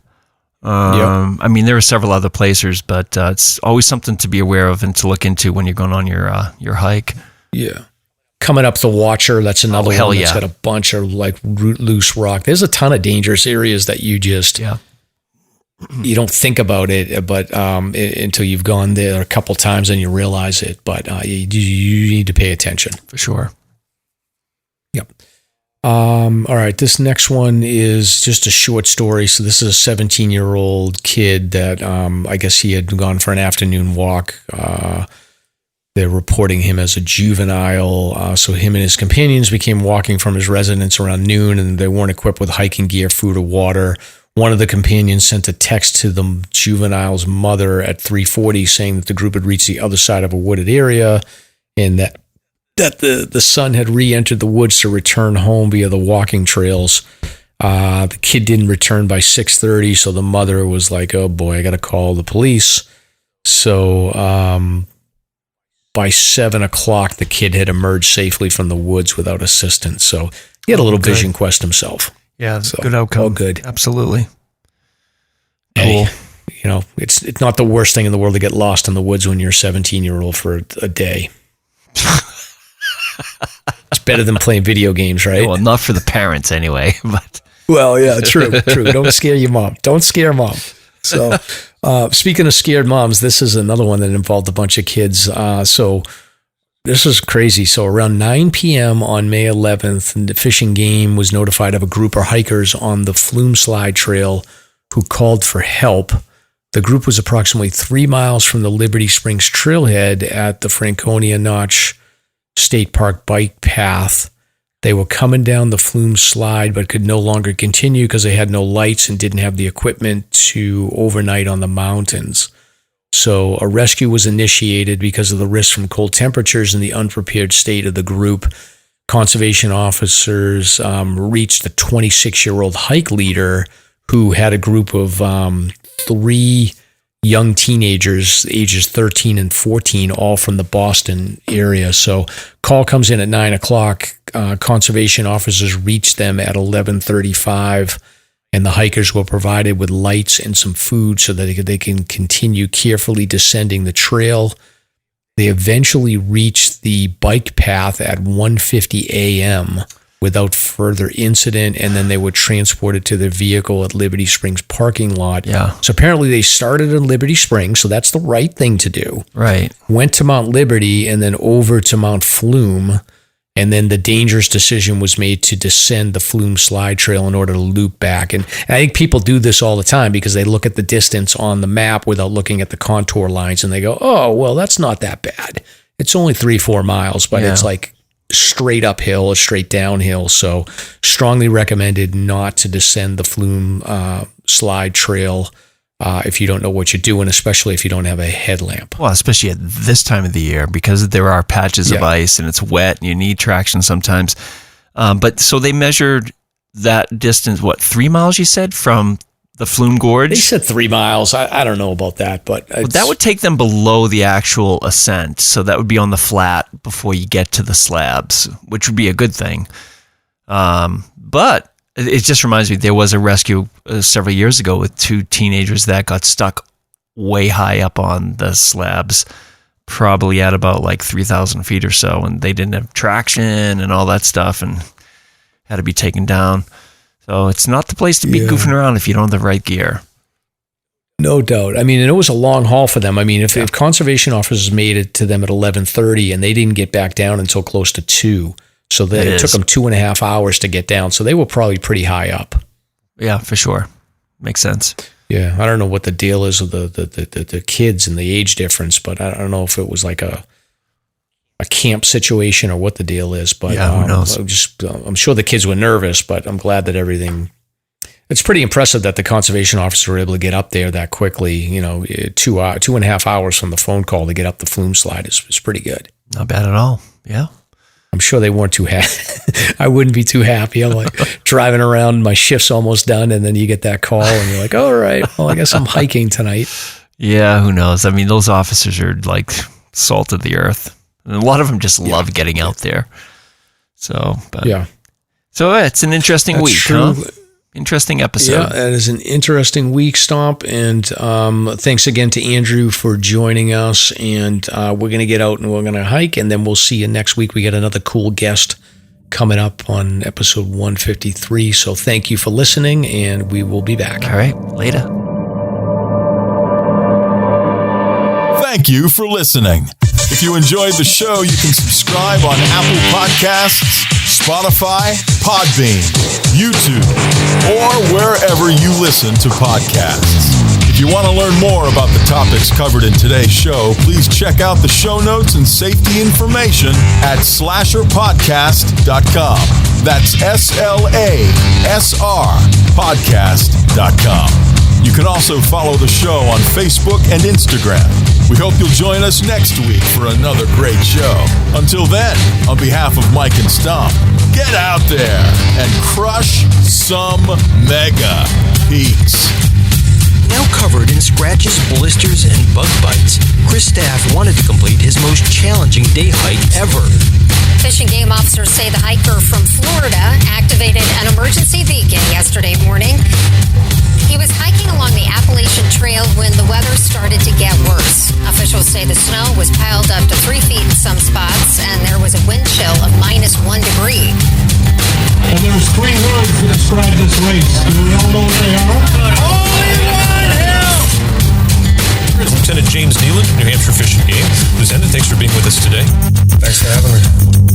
What are some of the most common mistakes you see people make when they're heading out on the trails to hike here in New Hampshire? It seems to me the most common is being unprepared, and I think if they just simply visited hikesafe.com and got a list of the 10 essential items and had those in their packs, they probably would have no need to ever call us at all.